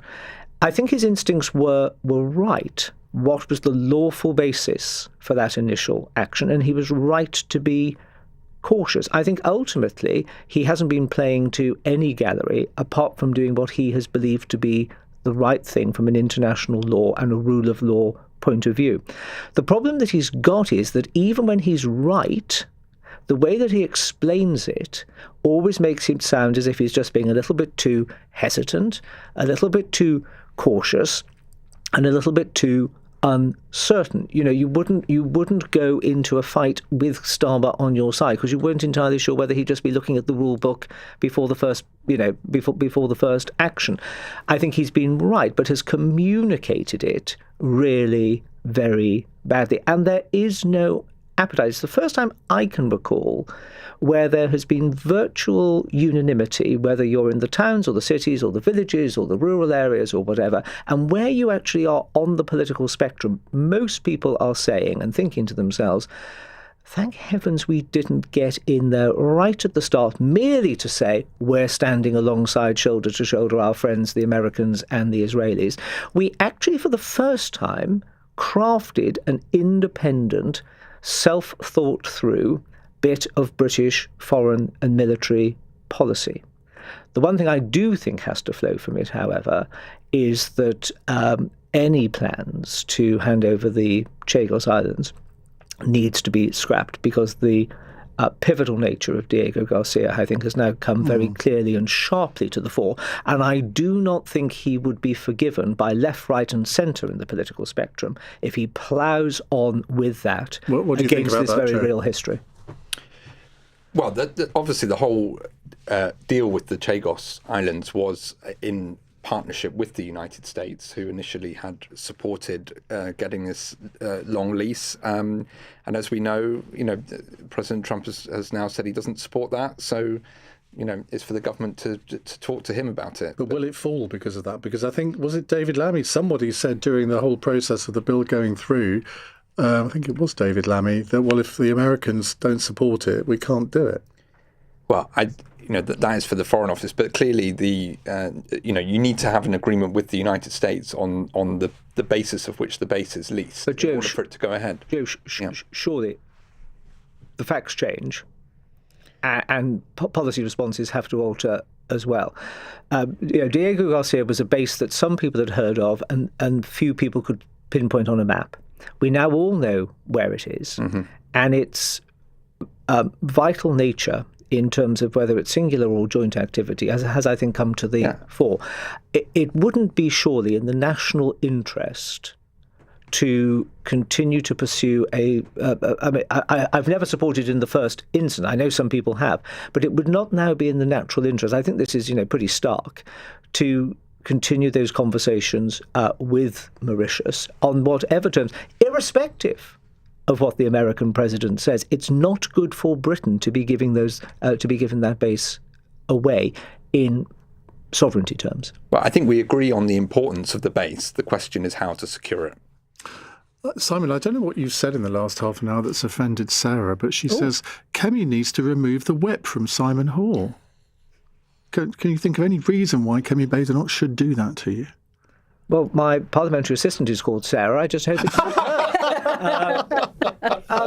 Well, it's an interesting way of doing yourself out of a job. If Sarah would like to... do give us your reasons, Sarah, because you've flummoxed us a little bit. Explain why she's auditioned. Anyway, I thought it was very complimentary of the Prime Minister's international strategy. That might be why she thinks I should. Total disloyalty. There we go. Right, more questions to our panel in a moment. 0345 6060 973. It's 8:31. News headlines with Daryl Jackson. Iran's called Donald Trump's claims of productive talks fake news as the US president says Tehran has one more opportunity to end threats on America. Here, the government says it will protect people from unfair price rises and crack down on companies who exploit the crisis in the Middle East. The chief rabbis called the setting fire of 4 Jewish ambulances in North London an attack on Britain. No one was injured in Golders Green and no one's been arrested yet. And New York's LaGuardia airport's reopened after an Air Canada plane crashed into a fire engine on the runway. 2 pilots were killed and 43 passengers were taken to hospital, with most now discharged. LBC weather: rain in Northern Ireland and Northern England tonight. Drier further south with mist and fog patches, lows of 6 degrees. This is LBC. If you were missold a home on a holiday park, holidayparkadvicecentre.co.uk could help you receive compensation. Text ADVICE to 78900. McGriddles, a new McDonald's breakfast. So it's maple syrup infused. It's sweet, then it's savoury, because the sausage, and the cheese and the egg. Oh, it's got the golden arches stamped on it too. Make that make sense. It's hard to put into words, but Until 11 a.m, subject to availability. Fees apply to delivery orders while stocks last. Jay here knows that Zoopla can provide valuations for any home in the UK, so we can see what that new couple across the road might have paid. Ooh la la. Have a nose at what the curtain twitchers next door could sell for. And even see what his own place is worth. Cool, look at that. Plus, Zoopla lets you find and compare local estate agents if you do decide to sell up. Think of all those new neighbours you'll be able to snoop on, Jay. If you want to know, just ask Zoopla. It's not easy being a clamp, stuck on the wheel of the one person on the street who didn't tax their car. Yeah, Graham at number 7, I'm talking about you. Bet the neighbourhood group chat is as well. Wish I had a group chat. Maybe I can chat to myself. Hi, Clampy, how's it going? Not great, Clampy. Being clamped to the only untaxed car for miles is so lonely. Over 98% of drivers tax their vehicle on time. Tax it. Don't risk it. Visit gov.uk/DVLA/tax it. Leading Britain's conversation. Cross question with Iain Dale. Alexa, send a comment to LBC. 8:33 on LBC. On our panel tonight, Joe Powell, who is not the former West Ham youth team Joe Powell, Labour MP for Kensington and Bayswater. Simon Horace, Conservative MP for North Dorset. What's the biggest town in North Dorset? Verwood. What? Exactly, that's what Verwood is the largest town. See, I always thought it's down on the Hampshire. I always thought that was named after the South African leader, but no, different spelling. Yeah. I mean, the towns that most people will know is Blandford Forum and Shaftesbury. So a constituency of very small towns must be rather pleasant. Market towns and lots of villages. Lovely. Yes, it's a lovely part of the world. Emma Trimble is a writer and broadcaster. What's your speciality? What do you like Islamism. writing? Islamism and theology. Goodness me. That's a can of worms which we might open in the next It's become very relevant over time. You're in demand. And James Mathieson is a former Labour Party advisor. Right. Robbie is on the line. He's in Chelmsford. Hello, Robbie.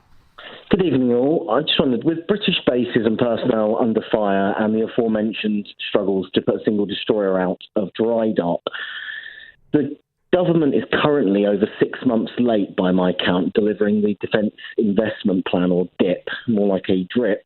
Given that, how are we supposed to take Keir Starmer and the government seriously when they say defence is their number one priority and foremost in their mind? So to sum up your question, is Keir Starmer a dipstick? Now, the Prime Minister told a committee of MPs today that the government is finalising when it can publish this plan, but admitted that he can't give a date when this will happen.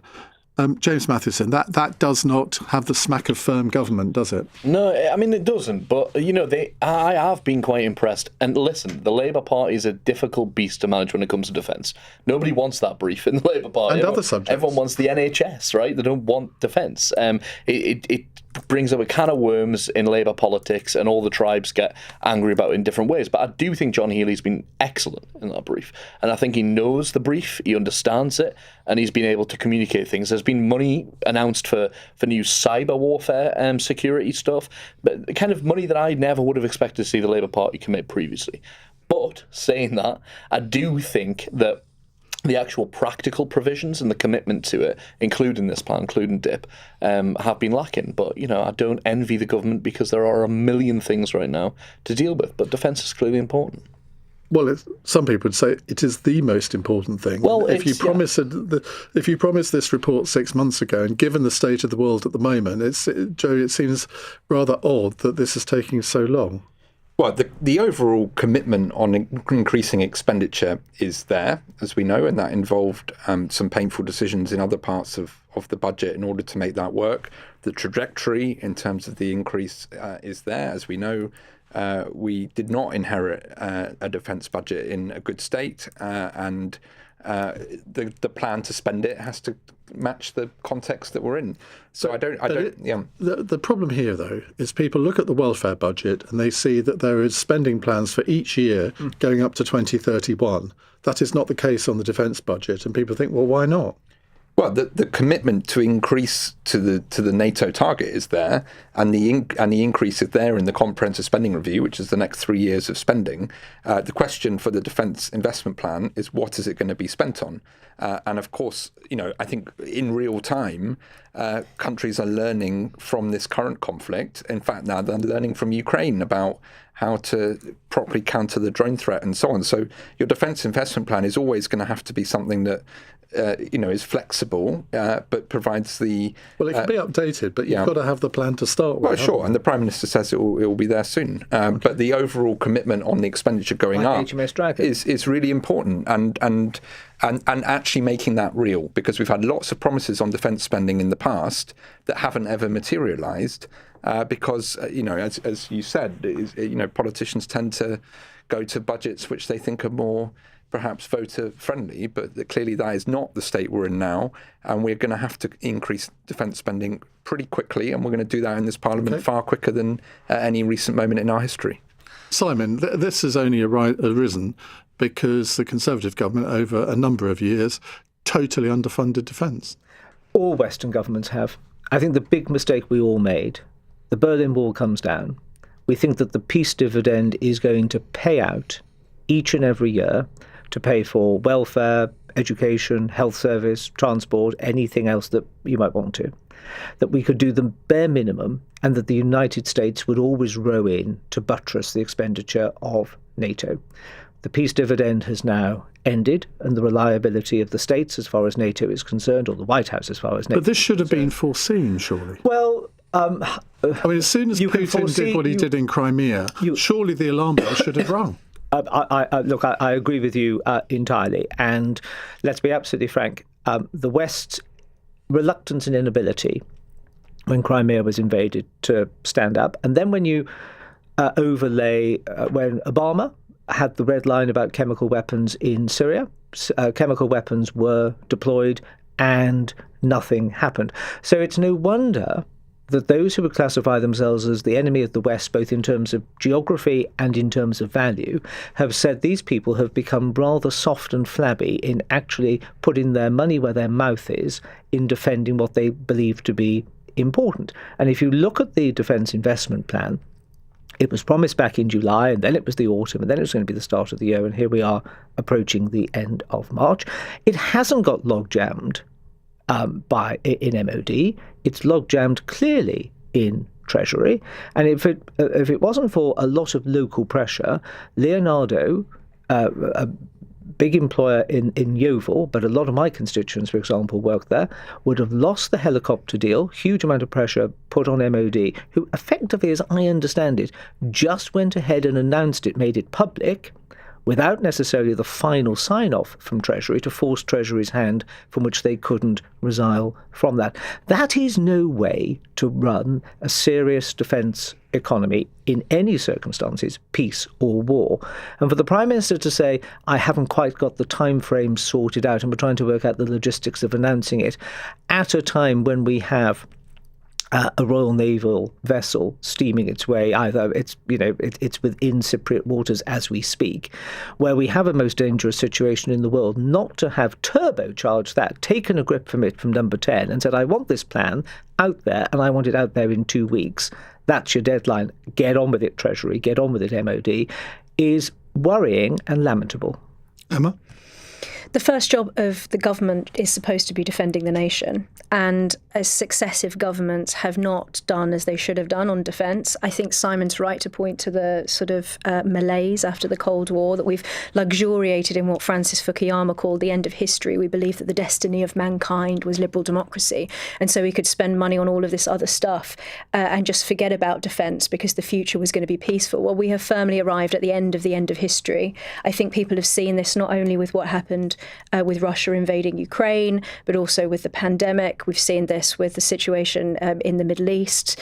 There are so many things that I think have woken people up to the fact that actually we do live in a very dangerous global political climate. And the reality is that history never ended. Politics was never over. All that's happened is that we have been sitting on our laurels while our enemies have been moving against us. China have managed to effectively rig the global political situation in their favour through things like their Belt and Road Initiative. Russia haven't been sitting on their laurels. They have been, planning their own expansion. Meanwhile, the West have just been sitting ducks, and the government have allowed this situation to transpire. It's extremely dangerous, and I really think it's a betrayal of the British public. There's a reason as well, though, isn't there? If I can make the defence for politicians, which you won't hear me say often, but is that we have electorates, we have democracy, and a lot of those other countries, our enemies, don't. They are authoritarian. They can do what they want when they want, right? Trying to convince the electorate, trying to move the electorate to the inevitability that we've now arrived at, as you've rightly pointed out, has taken till now. It is not until we face these problems that people are convinced that that's the right thing to spend on. So if people make that choice previously, they would have been unelectable. It's very difficult to convince the electorate and voters that you need to repair your roof until it's raining, and then unfortunately it's too late. You've got to offer it to them first, though. You do, but if you've made that offer previously, as many people have, they've not got into office doing I think there's you can make a convincing point to the electorate, because I agree with you. Because if you ask most people, what do you want, a very well-armed army and navy? They say yes, of course, but hospital beds and doctors are more important. You can make the argument to the electorate very simply by saying there's no point having a good health service or a good education system or, whatever it may happen to be, if you are, when the chips are down, unable to defend it. But I would counter that by saying that there's no point in defending a nation that can't look after its people, look after sick people, and can't pull its weight as its social responsibilities to its own populace. But you also, if you're going to go down your road, Simon, you've got to have political leaders who can go out there and convince the voters that this is necessary. And I would say to you that in the last 20 years, and I'm thinking off the top of my head here, only Tony Blair and David Cameron have actually been the kind of politicians that can go out and sell a message to the voters in the way that this would need to be sold. I can't think of many others. Well, in fact, I think Johnson was a good communicator, and I think he could have done it, but got tied up by delivering Brexit and then COVID. So that's not a criticism of him. But yes, I mean, within our recent political history, Cameron and Blair were both able to make the weather, as it were. And I think there's a crisis point coming for those of us who are lucky enough to call ourselves practicing politicians. And it's this. Social media makes cowards of politics. You say something brave and the great sort of pile-on happens. If you think of all the great prime ministers of the last century, those were people who challenged the status quo, made an argument, advocated for it, and changed the weather. If we just become echo chambers of what we hear down the dog and duck at chucking out time on a Friday evening, that diminishes politics, and it also, I think, really, really reduces the national conversation to a tweet and a soundbite and how many followers and all the rest of it. We now need some political bravery, and it will take. Now, whether the Prime Minister has the skills to do it, because I don't think he is, strangely, as a KC, he's not a great advocate. If you look at, say, for example, ID cards, British population was saying about 62% were in favour of digital ID cards. Keir comes out and starts advocating for them, and support drops to about 32%. I mean, he's like a sort of reverse Midas. Things he touches turns to sort of base metal. But it needs somebody, it could be John Healey, because I think John is a good communicator as Secretary of State for Defence, to come out and make the case as to it's not a question of whether, but how and when. But the weather bit has already been answered, because we can't rely on the states. We are living in a dangerous world. NATO needs to pull its socks up. I do think that there is greater scope for, in terms of commissioning and procurement, some more cross-party cross-country working across Europe to make sure that our European defences are all mutually deployable, that our armed forces are all well drilled with each other, and make sure that we know that we can do what it is that we need to do. Right, we're going to move away from world affairs and defence in the next part of the programme. It's 8:46. This is LBC.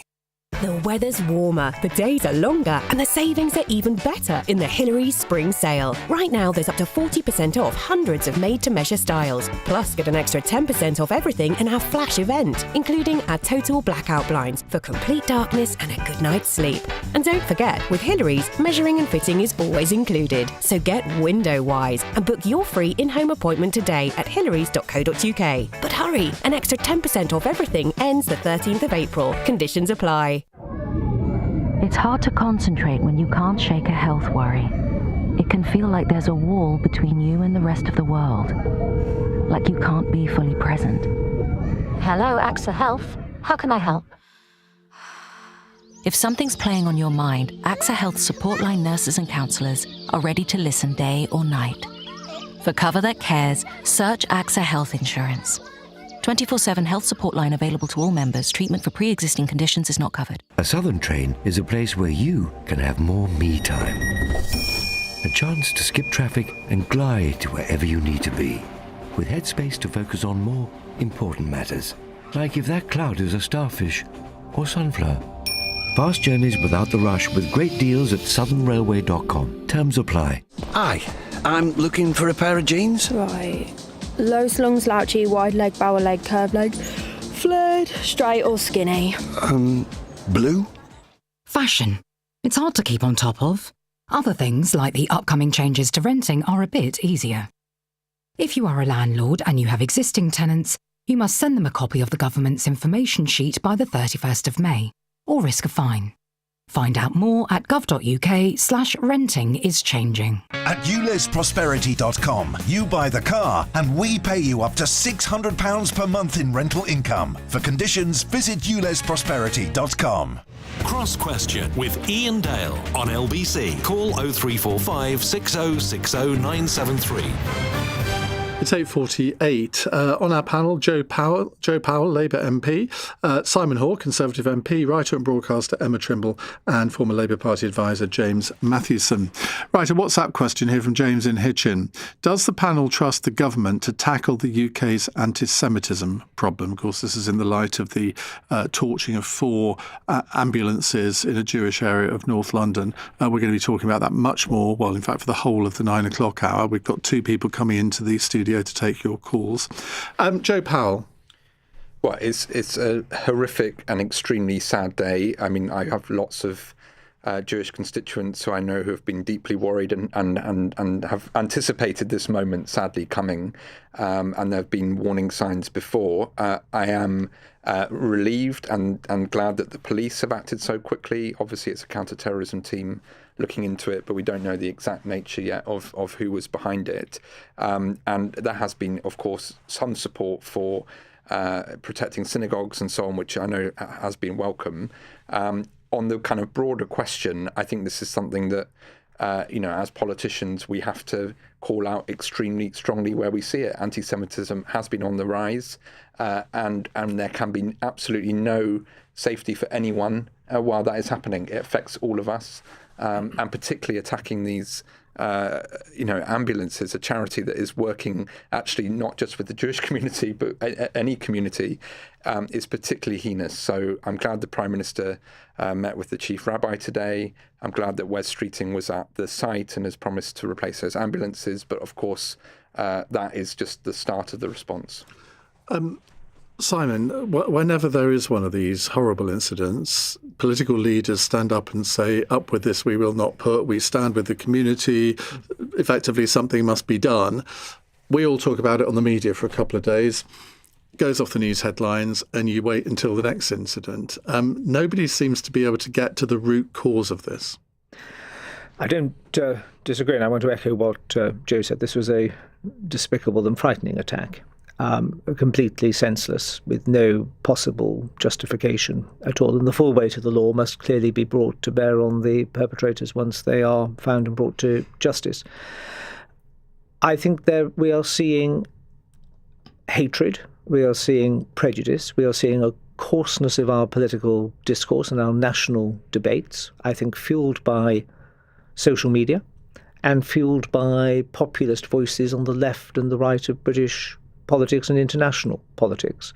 This is not something which one party in government or the opposition or whoever can solve at a stroke. It is going to have to, I think, take a lot of sensible women and men of goodwill in the centre of their political philosophies, if you will, who stand up and start advocating a more genteel, respectful type of political discourse, because we're seeing rises of hatred of whether it's the trans community, the Muslim community, the Jewish community. We are just living in an age where hatred, where discourse, where what is different and what can be exploited for narrow political aims is being used to the full. And unless or until that stops, I take no pleasure in saying this, I'm terrified to be saying it, I think what is currently a bad situation can only get worse. Emma, should we not just call this out for what it clearly was, an anti-Jewish attack? Absolutely. And I think that those who are calling it a terrorist attack, I know counter-terrorism police are looking into it, but I think that it's right to use those more forthright terms. I think that, it's not just the government, it's also the authorities that have actually empowered this anti-Semitism. They've empowered it with their two-tier approach to policing, with the fact that charges were dropped by the CPS against those men who were driving through Golders Green, the same area that this happened, talking about, I'm not going to say it maybe on radio, you wouldn't want me to, but pretty despicable things to Jewish women. They had the charges dropped against them. I think in any other circumstance that would have been regarded as incitement. I just think that the government are not serious about this. The authorities are not serious about this, and I think it's cowardice. I think it's cowardice that allowed them to government not doesn't take drop charges. The CPS no, the does. CPS, which is why I say the authorities as well. The police, the justice system, and the government. And the government haven't taken proper leadership on this at all. I think it's absolutely absolutely despicable that they have allowed the Jewish community to be put in such peril that friends of mine are moving to Israel with their families to an active war zone because they feel that it is safer there than here in the United Kingdom. That is a complete disgrace. And they have empowered it. They have empowered this anti-Semitism. And so I don't think that there are terms strong enough to condemn it. James? Yeah, it's absolutely despicable. I agree with Joe. Seeing the government do what it did today and make the stand is undoubtedly good. Look, I give Keir Starmer credit where credit's due. When I worked in the party under the Corbyn administration, there was a problem with anti-Semitism. Anti-Semitism had crept into the party, and it was very obvious to some people, and it wasn't obvious to other people. I'm on the left, and I can criticise those people. Doesn't make me popular on the left, but I can criticise those people who veer over that line and go in anti-Semitism over their criticism of whether it be Gaza, whether it be anything else, world orders, all of this, kind of conspiracy theory stuff. But we have to be brave, and Simon makes an excellent point here. We have to be brave, and we have to do the uncomfortable thing in this country, and we have to criticise our own sides when they spout this hatred and language, because hatred is breeding right now rapidly, and that's because of certain figures in the world stage, I'm afraid. You've got people like Donald Trump, who just hates openly. He hates everybody openly, and he makes it popular to do so, and it emboldens every single person in the world who is a bigot, who is an anti-Semite, who is an anti-Islamist, who, these people who hate every minority you can imagine. That's a really good point, isn't it? Because, if you're 30 years ago, before the internet existed, if you lived in one of your idyllic little villages in North Dorset, Simon, and you were an overt racist, you held racist views or anti-Semitic views, you probably thought you were the only one in the village. And then suddenly, you probably were. You now find out that you aren't. You probably were, and you scribbled your manic thoughts down in a lined school book, probably with green ink, read it to yourself and thought that was it. You now publish online. And your followers then go, right, okay, now he said something a bit strident. I want to get noticed, so I'll just go a little bit further. And so the ratchet moves. And then we end up into a situation where people are saying stuff just to make themselves feel, to get their Warhol 15 minutes of fame. They're saying it just to be popular amongst their own cohort and their own echo chambers. And this is a problem. What we do about it, I don't know, apart from resolutely call it out. And resolutely call it out, I think, with the united voice cross-party.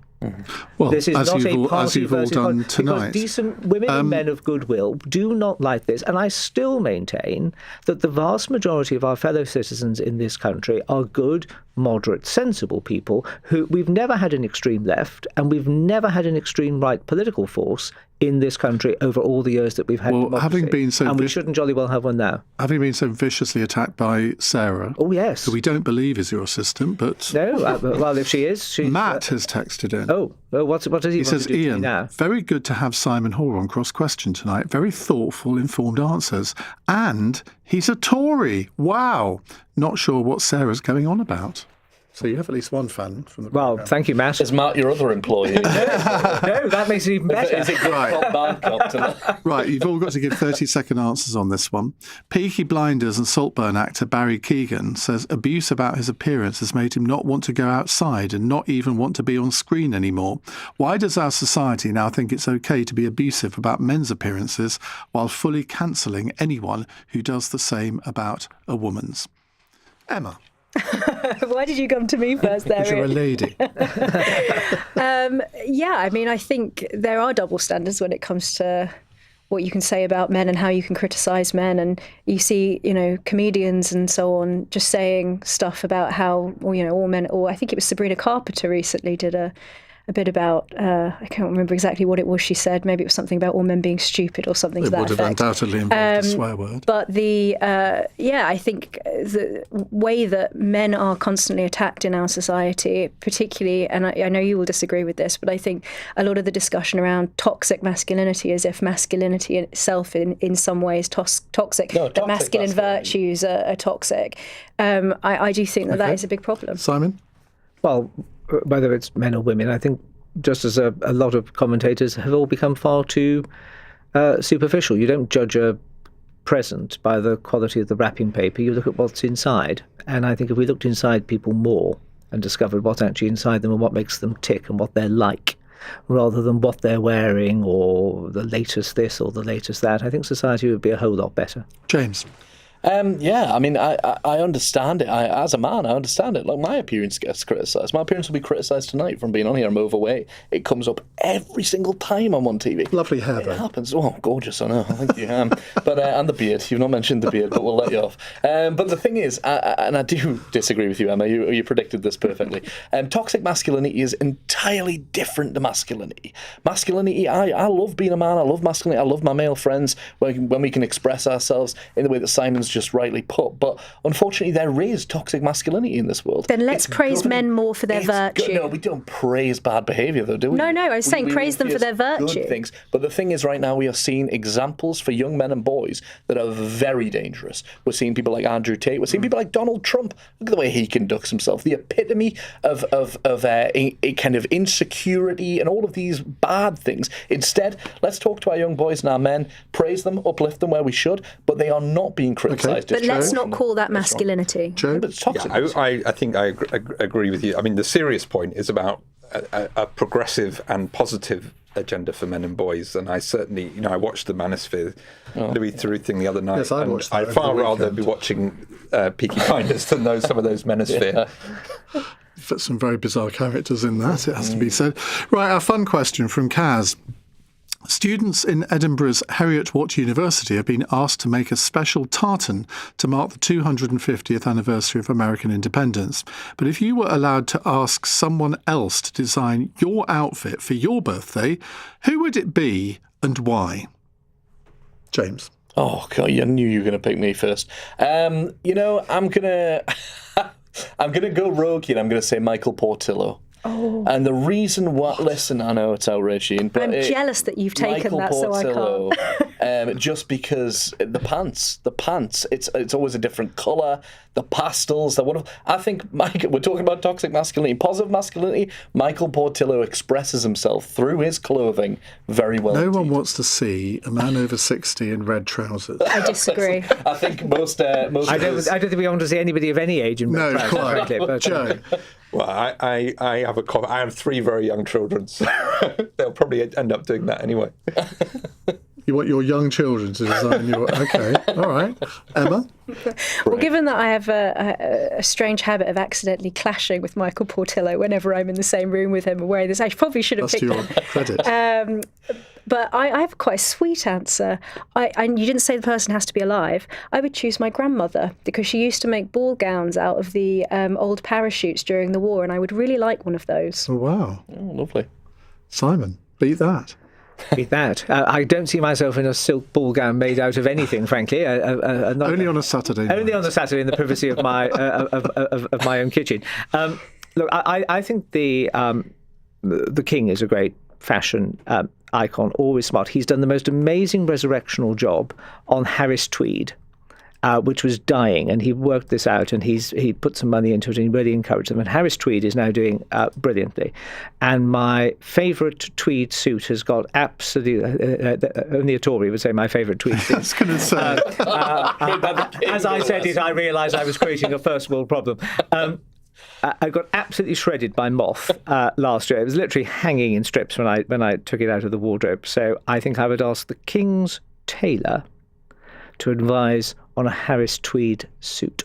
Ooh. Very classy. Well, you'll be delighted to know that Sarah has now been back in touch. Oh, Sarah, tell me, why? Why do you hate me so much? Before Simon goes, please tell him I apologise and I should be better.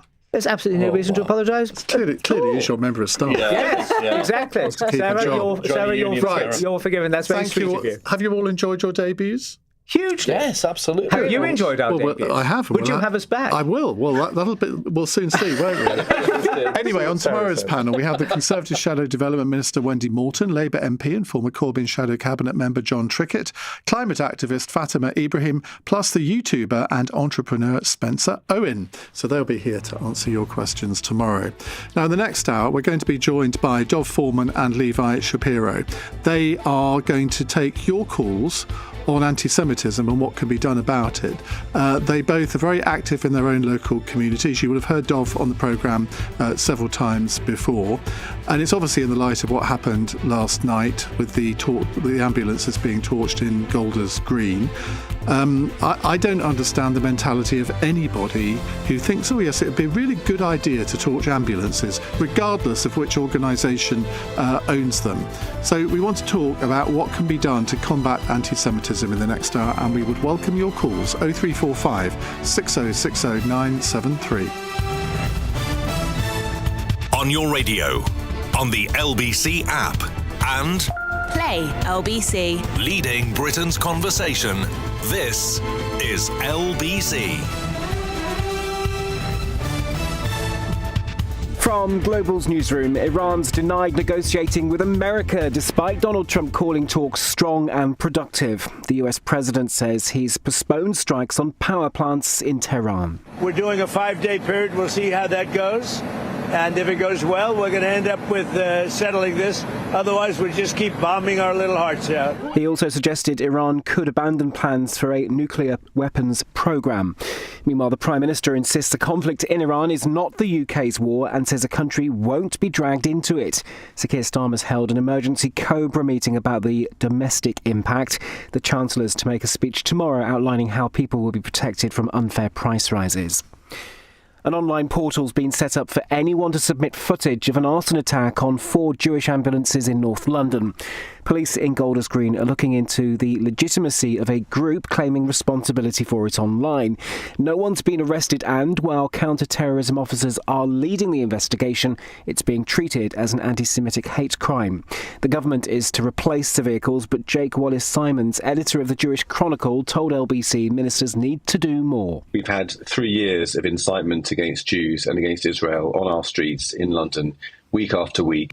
And the Prime Minister and his government has done woefully little to stamp it out, to stand against it. New York's LaGuardia Airport's reopened after an Air Canada plane crashed into a fire engine on the runway. 2 pilots were killed and 43 passengers were taken to hospital, with most now discharged. Brian Bedford is from the Federation Aviation Authority. We had a situation with United Airlines aircraft that had experienced an aborted takeoff. This is the reason why the fire and rescue crew had been deployed. Of course, the Air Canada flight was arriving on runway 4. And HS2 trains could run at a slower speed to save money. Transport Secretary Heidi Alexander says moving away from the highs of 223 miles per hour could cut costs by billions and get services up and running more quickly. Safety tests at that speed would need to wait for the railway between London and Birmingham to be finished. In the city, the FTSE 100's closed down 24 points at 98.94. The pound buys $1.34 and €1.16. LBC weather: rain in Northern Ireland and Northern England tonight. Drier further south with mist and fog patches. A low of 6 degrees. From Global's newsroom for LBC, I'm Daryl Jackson. This is LBC from Global, leading Britain's conversation with Iain Dale.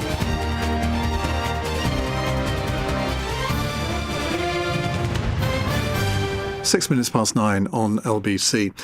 I think, like me, you were all probably, well, I hope you were all very shocked by the events overnight. When I switched on the news this morning and heard about this arson attack on 4 ambulances, I just thought, who in their right mind would want to torch ambulances? And then it was explained that these ambulances were owned by a Jewish body, and we'll talk about that in a moment. And I thought, well, even then, I mean, why would anyone think that it was a good idea to attack ambulances run by people of the Jewish faith? I mean, it does my brain in to sort of try and understand the motivations of people.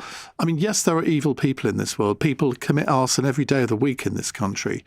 Sometimes it's just random. Other times it's targeted, and this clearly was targeted. Now, we don't know the identity of the 3 people that did this, and it's always dangerous to rush to too many conclusions. But I think it is quite clear what the motivation of this attack was. And it's yet another example of acts of violence which are persuading many Jewish people that their future is not in this country. And you will know that we've talked about this on the programme a lot, really over the last 10 years, that over this last decade, there have been so many hate incidents against Jewish people that they now feel that some people feel that they would be safer living in a war zone, i.e. Israel, than they would be here.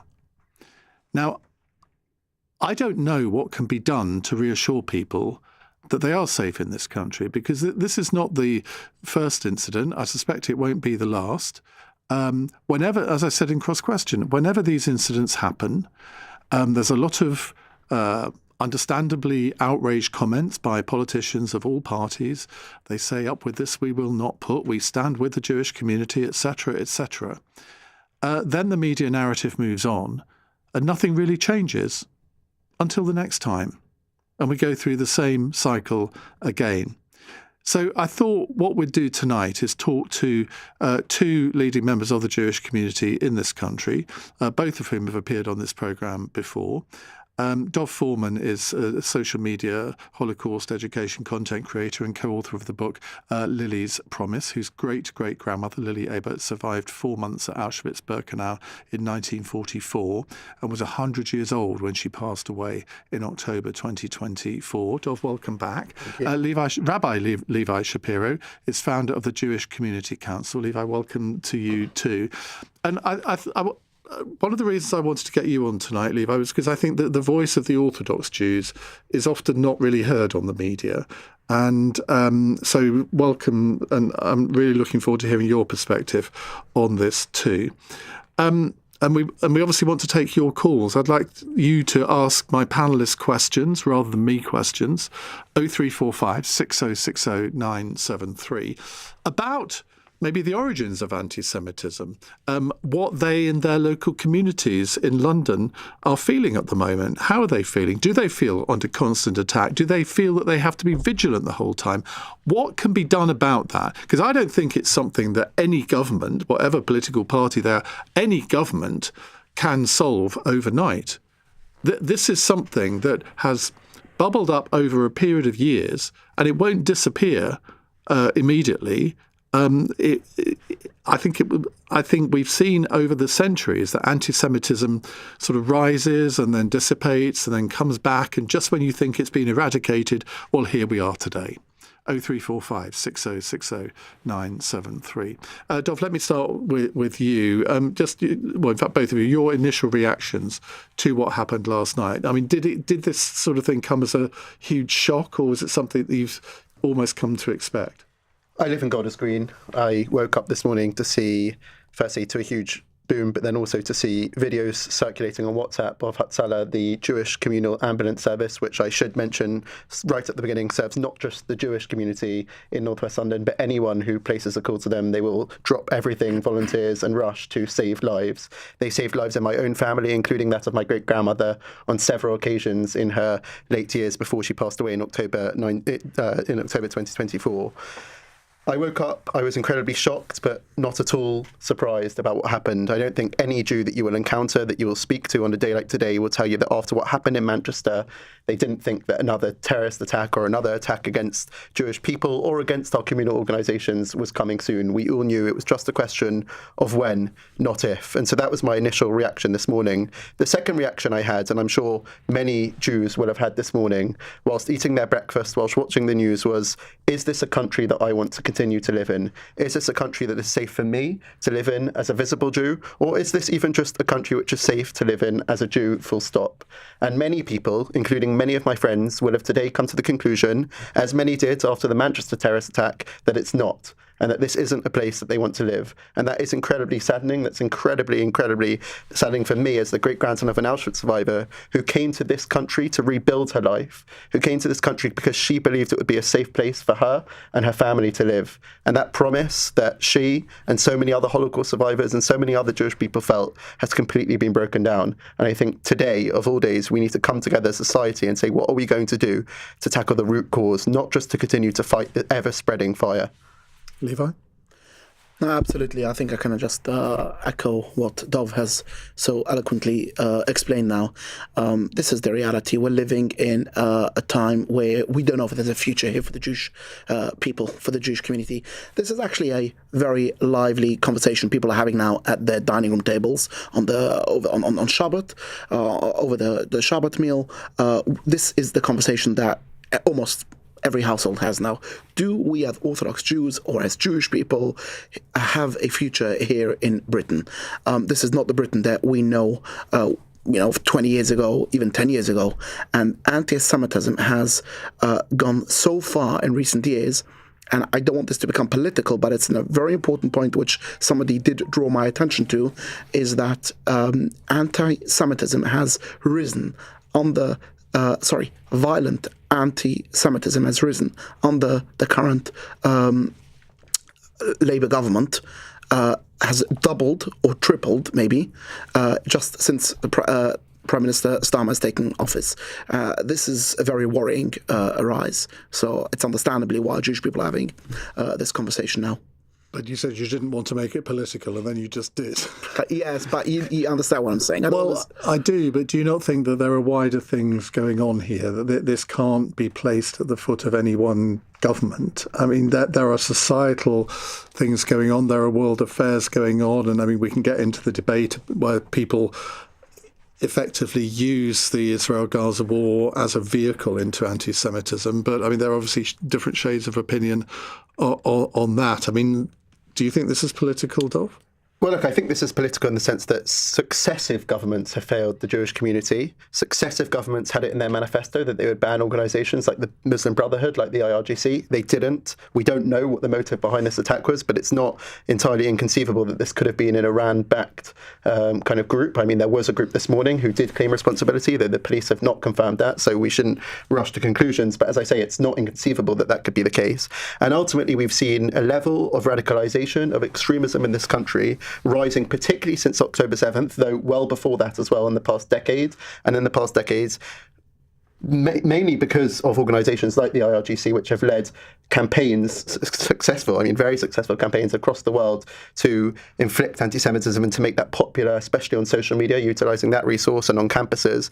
But ultimately, this is political in the sense that successive governments have let us down, and it's only getting worse under this Labour government. And many people today will feel let down by the Prime Minister, by the Home Secretary, by other cabinet ministers. That's not necessarily because they're Labour prime ministers or cabinet ministers, but simply because they are the ones in power and they're not doing all that they can to protect us. There are several steps that they could take today that would make a difference to the Jewish community. We can't just keep throwing tens of millions of pounds at security. We need to start to fight the ideology, whether that's on university campuses, expelling people on foreign visas who are helping to espouse this extremism and racism against Jewish people, whether it's banning hate preachers coming into our country and sharing this hatred with whether that's people, again, in universities, in mosques, in community centres, wherever it might be, or whether it's people on the far right or the far left on social media sharing this hatred. There is a lot that can be done today to ban these things, including banning phrases like intifada and making sure that if there's one call for an intifada on the march, that march no longer goes ahead.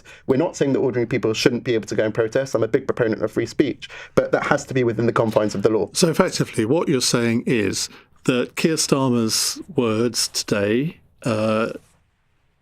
saying that he sympathised with the local Jewish community in Golders Green, up with this, we will not pit, etc., etc., those words mean nothing unless they're followed by action. Quite. The Jewish community is fed up with platitudes. We heard it after Manchester. There was no action. All that was done was an extra increase in security. Very much appreciated. Of course, the Jewish community appreciate all this money that goes to security every single day. But ultimately, we need to start trying to tackle the root cause of this. Right, lots of calls coming in, lots of text and WhatsApp messages too. We'll come to those in just a few minutes. Levi Shapiro and Dov Foreman here to answer your questions. And if you just want to give a view, that's fine too. It's 17 minutes past 9. This is LBC. So, what's on your to-do list today? Why don't you check if you're eligible for pension credit? It tops up your pension income and also opens up help with heating bills, council tax, and more. Search pension credit on gov.uk or call 0800 99 1234. There's nothing to lose. Check today. Pension credit. Credit where credit's due. Eligibility criteria apply. Calling all young creatives. Kickstart your career in media. Apply now and join us in years 10 or 12 at Global Academy. globalacademy.com. A Southern train is a place where you can just switch off. Where you have the chance to scroll your feeds as you roll past fields, or simply relax with a podcast, playlist, or power nap. Go with your flow and save with advance tickets at southernrailway.com. Terms apply. When you're smiling, the whole world smiles with you. Life feels better with a smile. Banning Dental Group clinics. Modern, comfortable and affordable dentistry for all. See online for our price match promise. Keep on smiling. Keep on smiling, and the whole world smiles with you. banningdental.co.uk. Leading Britain's conversation. Iain Dale. Alexa, send a comment to LBC. It's 19 minutes past 9 here on LBC. We are with Dov Foreman and Levi Shapiro. They're here to answer your questions on anti-Semitism. Let's go to Joseph, who's a first-time caller in Hampstead. Hi, Joseph. Hi there. My name's Joseph Cohen. I'm 24. I'm in my last year at college. And frankly, we're scared. We're worried. The families are worried. The attack in Manchester, nothing was done. There was words said. It meant nothing. Again this morning, sorries, excuses. Enough's enough. I've got a question. Is it safe for us? Can young Jews start families here, or is it time to look elsewhere? It's appalling you even have to ask that question, isn't it? Levi? No, absolutely. I agree. This is a situation where no Jew wants to be in, to having to make a decision. Are we going to have a future here in Britain? And I understand exactly where Joseph comes from, because as an Orthodox Jew myself, we know we have something on over our shoulder. We always have to be on the lookout. We always have to be vigilant. We can't just freely walk around and enjoy the benefits of London. There is always something over your shoulder to be concerned about. And is that because, as Dov put it earlier, I mean, he described himself as visibly Jewish because of his kippah. I mean, if you didn't have that on, I mean, you walk down the street and no one say, oh, Dov is definitely Jewish. Whereas you, on the other hand, because you are an Orthodox Jew, and I mean, for people not watching at the moment, I mean, you have got the ringlets, you've... Curls. Well, whatever they're called. I'm going to say something inappropriate at some point in this, I'm sure. But you dress in a certain way. So you are obviously Jewish. Does that really... I mean, when you're out on the underground, for example, are you constantly thinking, looking around, worrying? No, absolutely. This is the point, because I can't hide my identity. I'm as Jewish as it gets, right? And that's all forms of Judaism, and I respect all of them. They're all equally important. But in my case, Orthodox Jews, where I live, and in the strictly Orthodox Jewish community, we can't really hide our identity, because I can't, shave off my hair. You could, but you shouldn't have to. I shouldn't have to, exactly, because I'm a practicing Jew. And I'm an observant Orthodox traditional Jew. So people like me, obviously, have something to fear on. When we go on the underground or anywhere around London, in some parts of London, it's a no-go zone for us. This is very real. I'm not making this up. This is there are no-go areas for us in London. So when Joseph tells the caller Joseph, who is, I think he said from Hendon, or I'm not sure. Hampstead. I completely understand them. I completely can relate to it, because I hear this all the time from people within the Orthodox Jewish community and from the mainstream Jewish community. They equally have the same concern. Dov? Look, the Jewish people, we're proud, patriotic citizens. We love this country. We love this great country. And people should be under no illusions that, yes, they target the Jewish people. We, again, don't know who this was that carried out this attack, but they carried out an attack on a very visible Jewish symbol, whether that was the Jewish ambulance next to a Jewish synagogue. They attack our Jewish schools, our shops, our synagogues that have security and police. So, yes, they can easily attack us because we have visible symbols, but people should be under no illusion in this country that if there weren't Jews here to attack, if there weren't these symbols to attack, then these people who hate not only the Jews, but also everything that we in the West and the UK stand for, they would attack everyone else too. So ultimately, we need the silent majority if we want to stay in this country to speak up, to stand up, and to challenge this hatred. My message to Joseph would be that Jewish life is going to continue to get more uncomfortable in this country. That's not to say that every day there'll be a violent attack, and that's not to say that every single Jew you meet will have experienced anti-Semitism, because they won't. Many people go about their everyday lives and go about that in peace, and they are able to live. But there is also a huge majority of Jews who have experienced anti-Semitism, who are scared when they walk around the streets, and who are feeling more and more uncomfortable, whether that's in the arts, whether that's in the NHS, whether that's in education, in every sphere of societal and political life. Anti-Semitism is seeping back into the norms, and we do need to worry, and that does worry me about the future of Jews in this country. Joseph, you said that you're in your final year at university. Do you experience anti-Semitism at university? I personally haven't, but I've got many, many close friends who have been assaulted on the trains, on the tubes. They've contacted the police. Nothing's been done because there was no security footage at the time, so there's nothing to do. It's a shame. I'm just thinking, is it going to get better? Is it time to leave? Well, it could get better, but that's up to the rest of society. The thing is, if young people like you leave, I mean, surely you should want to fight this and stand up to it. I absolutely do, but there's only so much you can do as the Jewish community. We need it to come from all round, from the government levels, to really achieve unity. Yeah. Joseph, thank you for calling. Let's go to Nick in Elstree. Hello, Nick. Nick, are you there? Good evening, Ian. Thanks for having me on. Evening. Yes, I'm there. Can you hear me? Yeah. Hello. So thanks for having me on, Ian. This old evil of anti-Semitism, it will never disappear, unfortunately. It's something that's been prevalent for years and years, and it's just been amplified ever since October the 7th. I mean, I'm a proud Northwest London Jew. I work in security for my daughter's school, and I will never, ever hide my identity. I'm not your observant religious Jewish person, so I don't have a kippah, so I don't have long hair or beard or anything like that. But I wear what's called a chai, which is something to identify you as being Jewish. So some people wear a chai, some people wear a Star of David. I will never, ever conceal that because I'm proud of the identity that I've got. I think the problem that you've got is something which is something that people won't actually talk about. And I think it's very, very important that it's highlighted.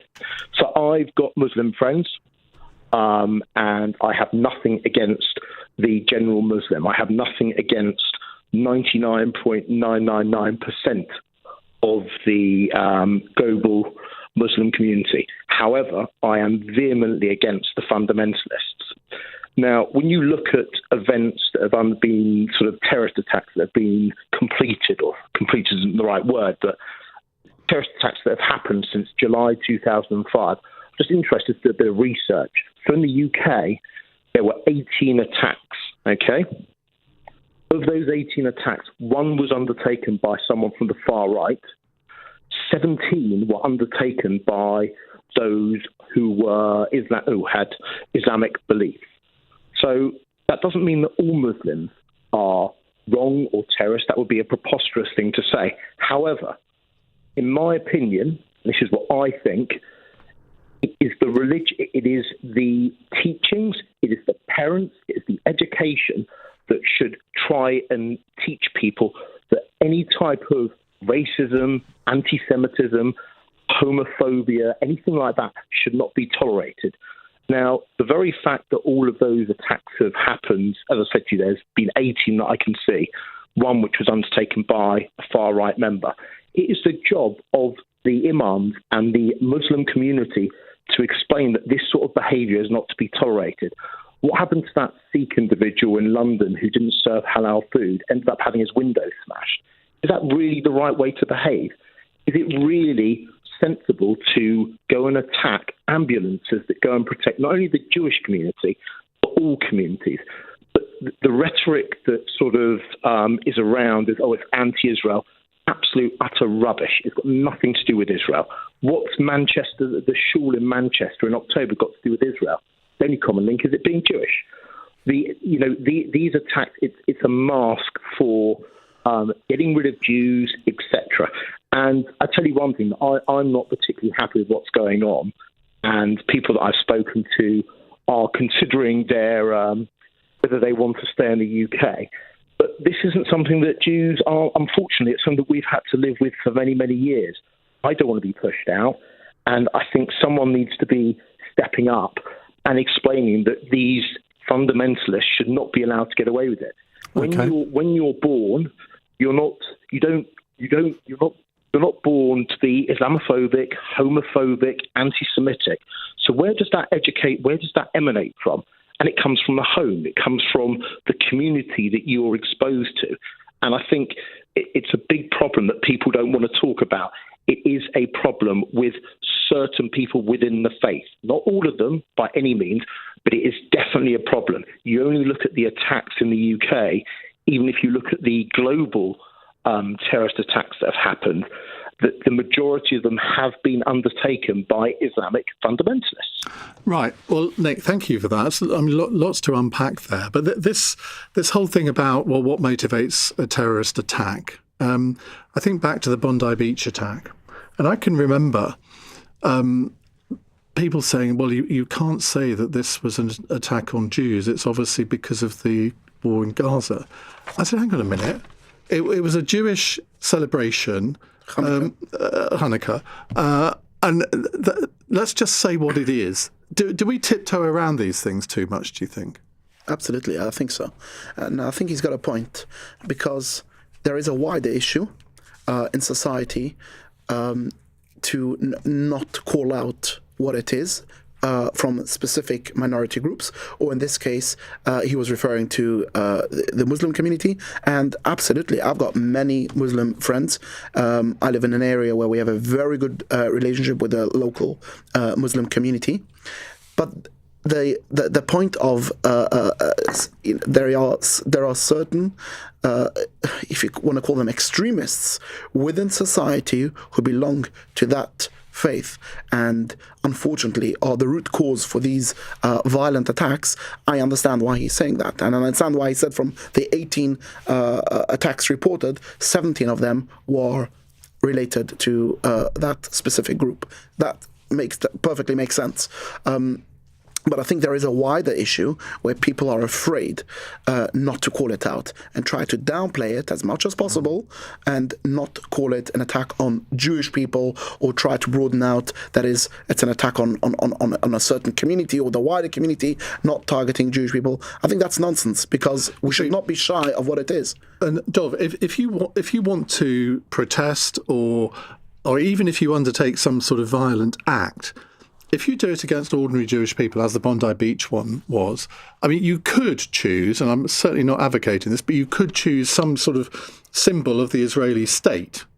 I mean, the Israeli embassy, for example, rather than going after perfectly innocent, ordinary Jewish people. Well, this is pure Jew hatred. These are people who hate Jews because they're Jews. When we try and equivocate and we try and put context to it, I never understand why, when there's a terrorist attack, or when there's an attack like there was this morning, I go on TV on one of the breakfast shows and I get asked, well, what about Nick Timothy's comments about the iftar? Now, I don't want to get into a conversation now about whether those were right or wrong, but there are many people in this country who are worried about the levels of Islamist extremism, and not even withstanding that, I don't understand why, with every other form of racism, if someone reports racism, you would stand in solidarity with them, you would believe them, you would call it out for what it is. When it comes to anti-Semitism, when it comes to anti-Jewish hatred, there's all this whataboutery. What about Iran? What about Israel? What about Gaza? What about the iftar? I mean, that's why this level of anti-Semitism is rising in the way that it is, and that's why we see these attacks, because people simply can't call out anti-Semitism, anti-Jew hatred for what it is.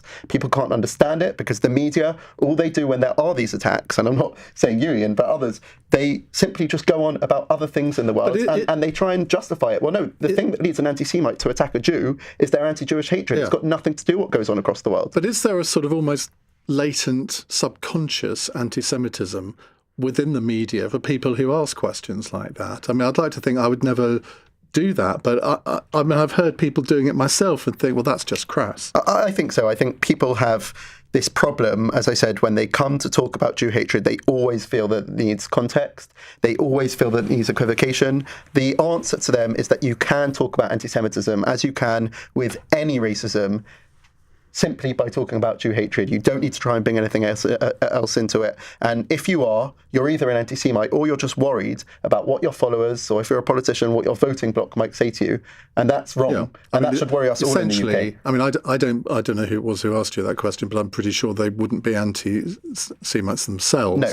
But they don't want to offend Muslims either. Yeah. Therefore, they think, well, we have to put the sort of alternative. But that's the point. That's where they go. But that's where they go off script, because there is no point of bringing in that conversation in an environment where the Jewish people are mourning, a loss or an attack on the community, or in this case, burning down the Hatzalah ambulances.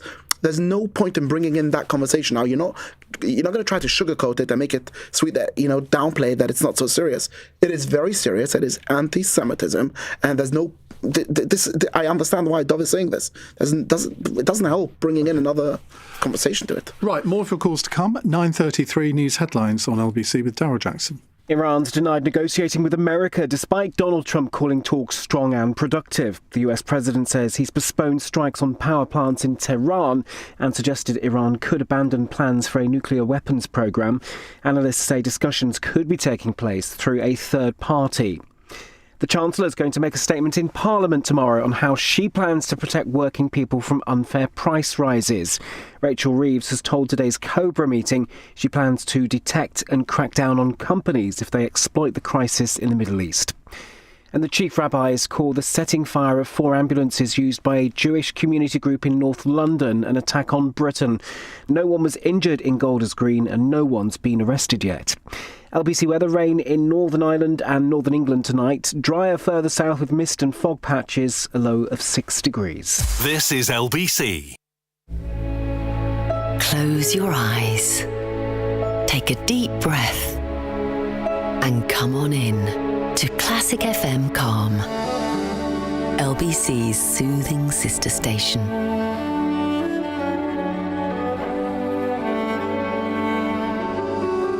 Find peace in the music with Classic FM Calm.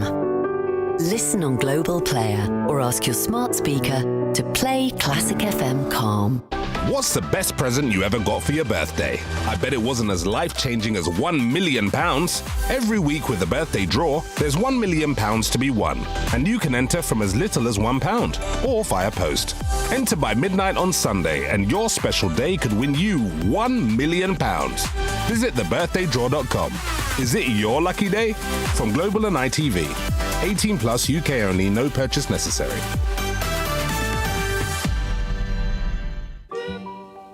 Interactive Investor would like to say welcome and thank you. Welcome to all our new investors who joined us over the past few months, and thank you to a certain competitor that decided to change their fee structure and sent them all our way. Visit Interactive Investor to see what you could save with our low flat fee. Interactive Investor. I think, therefore I.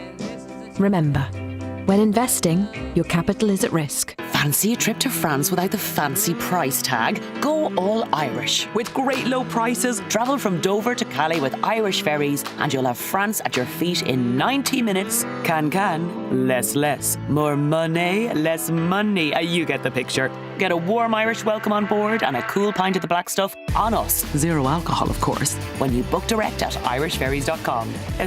Go on then. Irish Ferries. See travel differently. T's and C's apply. Iain Dale on LBC. Text 84850. 9:36 on LBC. We have with us Dov Foreman and Rabbi Levi Shapiro. Tell us more about being a rabbi. Why did you want to do it? What I want to be. I'm not. To be honest, I'm not a practicing rabbi. My father is a rabbi in the community. I come from a very rabbinical dynasty, so my great grandparents were all leading rabbis in Eastern Europe, and then of course in America, where they have a synagogue, a very large community in Israel. They also have a very large synagogue in Israel. But my father is a very, I would say, very active rabbi within the community, and I follow his footsteps a lot. So by default, I'm in that category. Okay. Yeah. Right. Let's take some more questions. Here's one from Victor. Picking my kids up from Scouts now at a local synagogue. watchdog, security guard, palpable tension. I've had enough. My dad was in the Royal Navy and Grandad in the Desert Rats. British to the core. Britain has moved on. It's not safe for us anymore. I mean, again, so sad, isn't it? When I'm sure you have these conversations more or less daily, but for me, I mean, I know they're going on, but when you read text like that from Victor, you just wonder what our country is becoming. Paul says, I'm very much a non-visible Jew, not schooled in the faith. I'm proud of my heritage and have spent the last year especially being afraid of what I hear and see. I now live in Brighton after being brought up in Manchester and Sydney. I feel it's both acceptable and fashionable here to express anti-Semitism. I've been to Israel many times and know that is not my home. So confused. It's almost a cry for help, isn't it? But it's just so difficult not only to hear, but also to experience. As you say, we will have both had these conversations ourselves with our own families, but many of our friends will be having these conversations too. Many of my friends have already left. This isn't kind of some exaggeration, some hyperbole. This isn't just hearsay. When you say many, 3, 20? Many of my school friends from my school, probably a quarter, no longer live in the UK. There are some who left because they wanted to go to university abroad, but there are also many who left out of that group because they didn't see a future for themselves, for the Jewish community here in the UK. I could show you my WhatsApps now of some of my friends this morning saying to me, it's time to come to America, time to come to Israel. As you say, ironic because that's a war zone. Many Jews feel safer in a war zone than they do in this country. And so, look, this is an active conversation that exists across the community. And the trouble is there's no easy answer, as you say. I mean, as was it Victor that just, that's message you just read out? No one has a clear answer of where they should go, what they should do, and this is difficult for the Jewish community. David in Essex says, can you please explain more about the, am I going to pronounce this right, Hatzolah organisation? Yeah, absolutely. Is it a bit like the St John's Ambulance? Yeah, they operate in a very similar model, but to Hatzolah is every Jewish community around the world would have a Hatzolah branch in their community. It's almost the foundations of every Jewish community. It's Hatzolah in So Hebrew, it's not just about ambulances. It provides medical emergency assistance. So in the Hatzolah in Hebrew means rescue. So it's obviously saving people's lives. Every Jewish community around the world would have an Hatzolah volunteer organization. This is a group of volunteers who train up to become EMTs, paramedics, sometimes advanced paramedics, and they have ambulances which they operate, and they respond to medical emergency calls to people from all walks of life. You don't necessarily have to be Jewish to have Hatzolah assisting you, but it helps, as they say. Exactly. So they don't. When you dial the Hatzolah hotline, they don't ask if you're Jewish or not Jewish. All they ask is one question: what's your address? And they'll make sure to be there within minutes to save your life. So Hatzolah have saved hundreds or thousands of lives here in London over the last 40 years, 50 years. And how's it funded? By donations from completely self-funded from the community. People giving the donations, small donations, bigger donations. That's how they fund Hatzolah, and it's something which is so important. I think we're very proud of it. Actually, it's something which I'd never heard of it before today. No, absolutely. I can tell you that the NHS relies at certain time of the year and high seasons, they would rely on the local Hatzolah branches to assist them. If it's a New Year's Eve, Christmas time, or any other holiday in the calendar where there is a lot of stress within the NHS system, they don't have enough ambulances on the road, the LAS, Hatzolah volunteers would be there. Okay. Right, let's go to Chris in Reading. Hello, Chris. Hi, Ian and guests. I think you've already alluded to some things. I think to get the Jewish community in the UK back to the correct position of being well-respected, feeling safe, people seeing that the Jewish community contributes significantly to the UK society, requires a long-term strategy, which requires probably more than one government, and it would be good if something could be agreed to take many of the steps that have been discussed already down that path. But I've got 3 quick points in relation to that, which I think are important. The first is there's been quite a lot of talk of Islam, but I'm an occasional Facebook user, not that much. But the vast proportion of comments that I see, which could be construed as anti-Jew, come from people whose names appear to be Caucasian to me.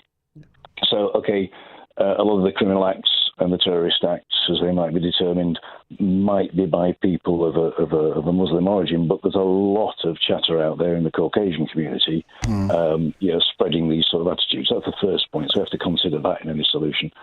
The second point, as again some people already alluded to, the Jewish community and individuals do a huge amount for this country, and I think a lot more can be made of that. The last point, and this is quite controversial, but I think we can't get away from it.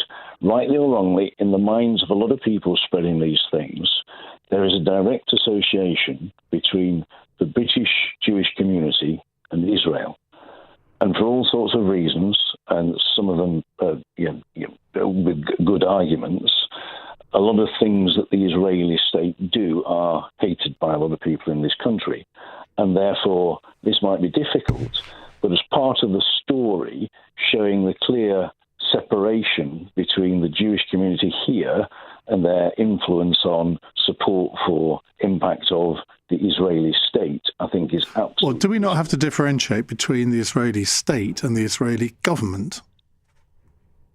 Because they're two different things, aren't they? Yes, they are. Well, let's put this to our two guests here. Dov, what do you make of what Chris said just then? I would just say, look, firstly, he's right that anti-Semitism comes from all spectrums of society. It's very much a horseshoe, the extremes on all sides, and we need to be wary, and you're right to call that out.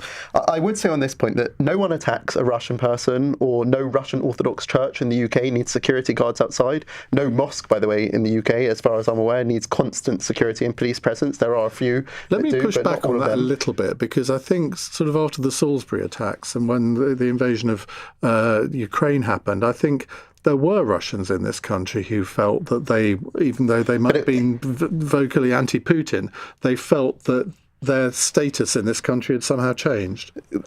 Perhaps, though, I don't think that was as widespread as this Jewish correlation. Certainly Chinese people who I'm in university with, who I speak to, they don't feel that they're responsible for the actions of the CCP and of the genocide which is going on against the Uyghurs in China. And so ultimately, I do think there's this, again, double standard, low level, perhaps anti-Semitism that goes on in people's minds without them realising it, because they've soaked it in from the mainstream media, from their social media feeds, that the Jews are held to a completely different standard, and we're held for something which we have nothing to do with. We don't influence. I don't vote in Israeli elections. I don't hold an Israeli passport. I'm a Jew who happens to be a Zionist, and I'm a proud Zionist. But ultimately, that shouldn't have any impact on my life here in the UK.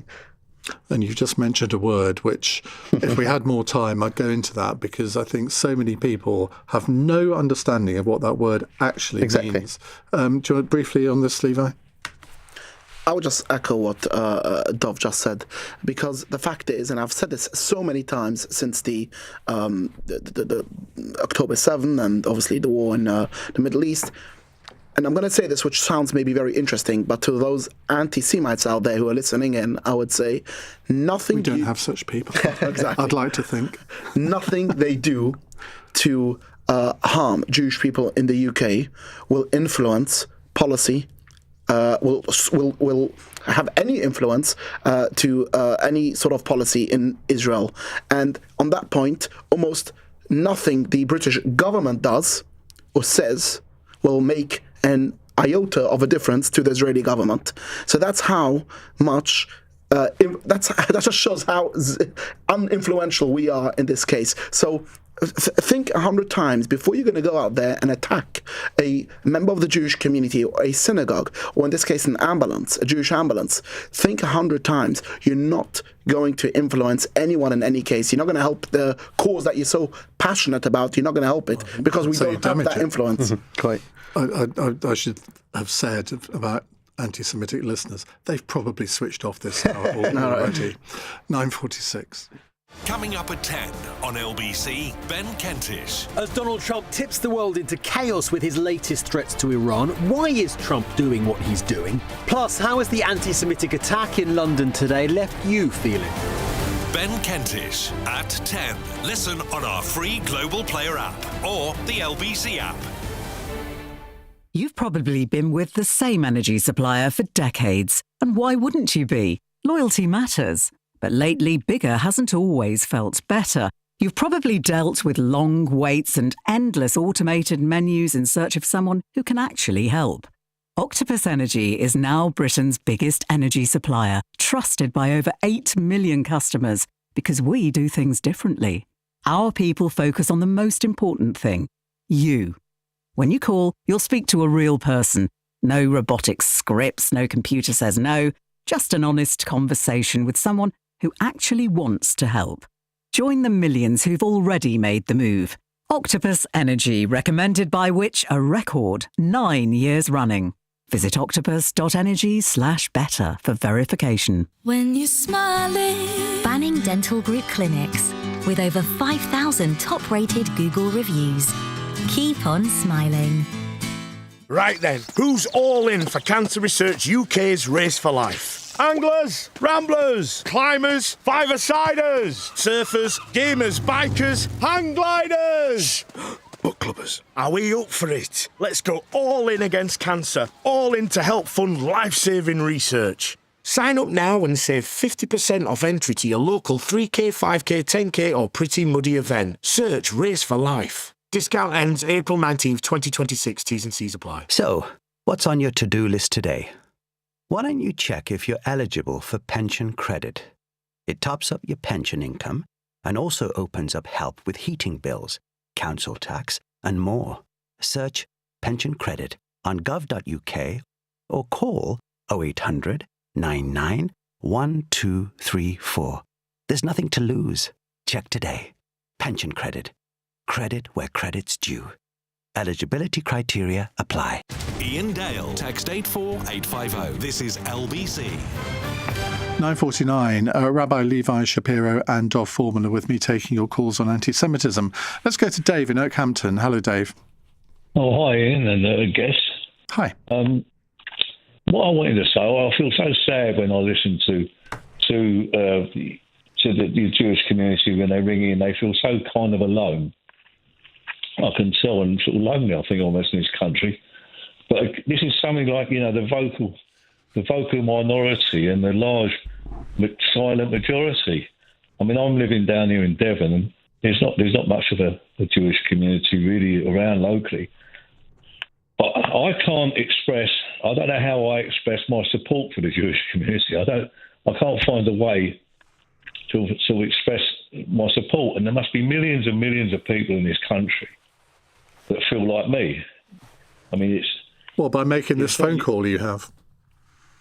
Yeah, well, exactly. That's this, really. Because, I mean, it's easy. It's easy, isn't it, to, if you like, to support,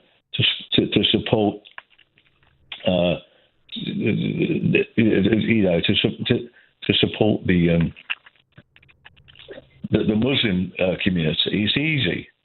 But the Jewish community is so difficult. I mean, I grew up in London, South London. I grew up, lots of friends who were Jewish friends, and all sorts of friends. Some of the best times I had were, there was a Jewish orphanage in West Norwood, and we used to have a big dance there every Sunday night. Some of the best dances to be had when you were a teenager. And I don't know, I just feel so frustrated. The last couple of years in particular, I just don't know how I can show my support. So, okay, well, let's ask Dov and Levi how they think you can. Well, Dave, firstly, thank you. It means a lot to, firstly, the fact that you called in, that you're listening, and that you want to show support. So often the Jewish community do feel alone, so it really is always a pleasure to hear and to have people like Ian, who sat next to me, but others as well, standing with us and showing their solidarity. Ultimately, I think it's about standing up wherever you see the intolerance, injustice of Jews, where people might be spreading lies, where people might be just simply being intolerant. Calling them out on it. Calling them out on it, standing up to it, whether that's on social media or in person, because I'm sure many people will have heard a small comment, whether that's at a dinner table or at university or at school, and it's just to say, well, that's not okay, like you would to any other form of racism. Dave, thank you very much. Debbie in Tel Aviv says, do you think we should stop saying anti-Semitism and say anti-Jewish hatred? Would your guests agree that people have succeeded in globalising the Intifada, e.g. in Manchester and Bondi Beach in the USA? Levi.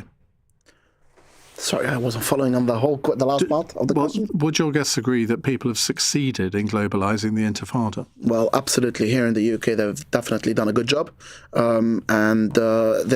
you can see, following the Manchester attack, and then, of course, today's attack in Golders Green, they've done a very good job in globalising the Intifada, which has now obviously become almost something which you hear on a weekly Saturday. And it sounds perfectly innocuous. What does it actually mean? For some of our listeners won't know what that means. To us as Jewish people, globalizing the Intifada means being violent and violently attacking Jewish people, because that's the equivalent that those people make when they hear this. That's the translation to Intifada. They would violently and viciously attack Jewish infrastructure or Jewish people on the street, and these are innocent Jewish people who have no connection to Israel, and that's something that really makes sense. The question she's asking is a perfectly reasonable question. I would just say that the Intifada was a campaign. There were 2 Intifadas in which innocent Jewish people were murdered who lived in Israel and across the Middle East, but that then trickled into the rest of the West, in which innocent people were murdered simply for being Jewish. And when they call for an Intifada, when people call to globalise the Intifada, they're calling for the murder of innocent Jewish people across the world. And the Intifada has been globalised. And those chants on our streets week in, week out, whilst there will be many well-meaning people who go on these marches who are concerned about things which go on thousands of miles away from here, though I do question why they're not concerned about other things like what's going on in Iran, for example. But there'll be many people who are concerned, who do just want to march, who don't mean that in an anti-Semitic way. But the fact that they're going on and chanting in this, it has spurred on extremists to carry out acts like the Manchester terrorist attack, like Bondi Beach. What about saying anti-Jewish hatred rather than anti-Semitism? Well, I agree. I always try and say, as I did at the beginning of the show, if I recall correctly, anti-Jewish hatred, anti-Semitism, too many people don't understand what that means. They see it as something else. They don't even know what Semitism means, or Semite, and that's why so many people have the dash, but actually it doesn't make sense, because there isn't this kind of Semitism that they're being anti. And then they say, about Arabs or Yes, exactly. Too. Well, anyway, so it's ridiculous. And ultimately, when we hear this chant for globalising Intifada, as I said earlier, when there's one chant, it needs to be called out immediately, and those protests need to be banned. Keir Starmer himself said that the chant globalising Intifada is anti-Semitic, so I don't understand why arrests and then CPS proceedings aren't taken. I was going to say the same thing in terms of globalising the Intifada, having those hate marches every Saturday in central London and glorifying hate against Jewish people still hasn't been called out. It's still happening as we speak every Saturday. That is something which needs to stop. Let's go to Rachel in Sutton. Rachel, good evening. What would you like to say? Good evening. Yes, I'm a Jewish woman, and I do think many English people have been shocked by the number of children in Gaza who have been killed. I really do think that is part of it, and that's why it's galvanised a lot of people who probably weren't involved in politics, never thought about anti-Semitism, etc., have started to march. I actually did walk past one of the marches one Saturday, and I didn't find it hate-filled. I do have to say that. Obviously, there were. I'd like to make another point, and I do feel that there's a great lack of really good Holocaust education, because for me, that is why Israel was founded. Well, we don't know if it had been founded, but that was a big impetus and why it was recognised. And without that knowledge among Muslim people and among others, real depth knowledge of the terrible things which happened, I think that, again, is part of the problem. And I've even written to the Prime Minister on this point for better Holocaust education. Well, good on you. I heard nothing back, obviously. and of course, Dov, you're very much involved in that, so I guess you would echo what Rachel says. We're running out of time, so I quickly want to squeeze Zach in Kensington in. Hello, Zach. Hi there. Thank you for having me. No problem. What would you like to say? I feel like as a Muslim, I just want to make the Jewish community know that I have love for them and I don't wish any harm on them. And as I have love for the Hindu, Christian, every faith, and as humans, I love helping people. I'm the kind of person where if I see someone stuck somewhere, I go out my way to give them directions. And I just want them to know that it's sad in society, that's what's happening currently. And condolences to anyone who was hurt. Well, what a lovely thing to say, Zach. Thank you. Because you're a good person, and most people are. The problem is when we have these conversations, it sometimes gives the impression that everyone's a latent anti-Semite or sort of hates Muslims or whatever, and it's just most people just want to get on with their lives and treat all people equally. The world would be a better place with more people like exactly. Zach. Zach, well done to you, and the world would be a better place with more people around like you. Right. Sarah in Reading says, I'm so sorry and shocked to hear what has happened today. My question is, if you spoke to the Prime Minister, what ideas would you both give him as to how to support and protect your community better? Bear in mind, we have 30 seconds for each of you on this because we're nearly at 10. I would tell the Prime Minister, stop tweeting and start acting. I would say ban the Muslim Brotherhood. Gives you nearly a minute. Well, ban the IRGC, stop the hate preachers, kick out foreign people who are on visas here who are anti-Semitic, who are helping to spread this hatred, stop the radicalisation of kids in schools, make sure that teachers aren't spreading it, make sure that university professors aren't spreading it, and actually, as Levi said, make sure that you're actually doing action, because talk is cheap and we are fed up with it. It does come to something when university professors, people who are supposedly the academic elites in this country, spread this kind of On my campus, we had a hatred. blood libel spread to the students of UCL, supposedly one of the leading campuses, universities. If you doubt that people are doing this, just imagine the outcry there would be if they were saying it about black people. Well, exactly. And a recent report, I know we're pressed for time, said that 1 in 5 students, when they were polled, said they would never want to live with a Jewish person or share a room with them in student halls. Imagine if that was said about a Muslim or a black person, there would be uproar. Because it's Jews, people just simply turn away, turn a blind eye. Which I think just goes to illustrate that everything we've been talking about over the last hour is not an exaggeration. Thank you, both of you, Levi Shapiro and Dov Foreman, for coming in. And if you missed any of the last hour, obviously you can catch up. Thank you for all of your calls and messages this evening. I'll be back tomorrow from 7. If you missed any of this evening's show, you can listen back on our free Global Player app or the LBC app, where you can stay up to date with all the latest news, videos and opinion. Download the official LBC app for free from your app store now. Coming up at 1 on LBC, it's Richard Spur. But right now, here's Ben Kentish. Iain, thank you very much indeed. Hello there. A very, very good evening to you this Monday night. Welcome to Late Nights with Ben Kentish, right here on LBC on the show. Well, we've had very strong talks. They went, I would say,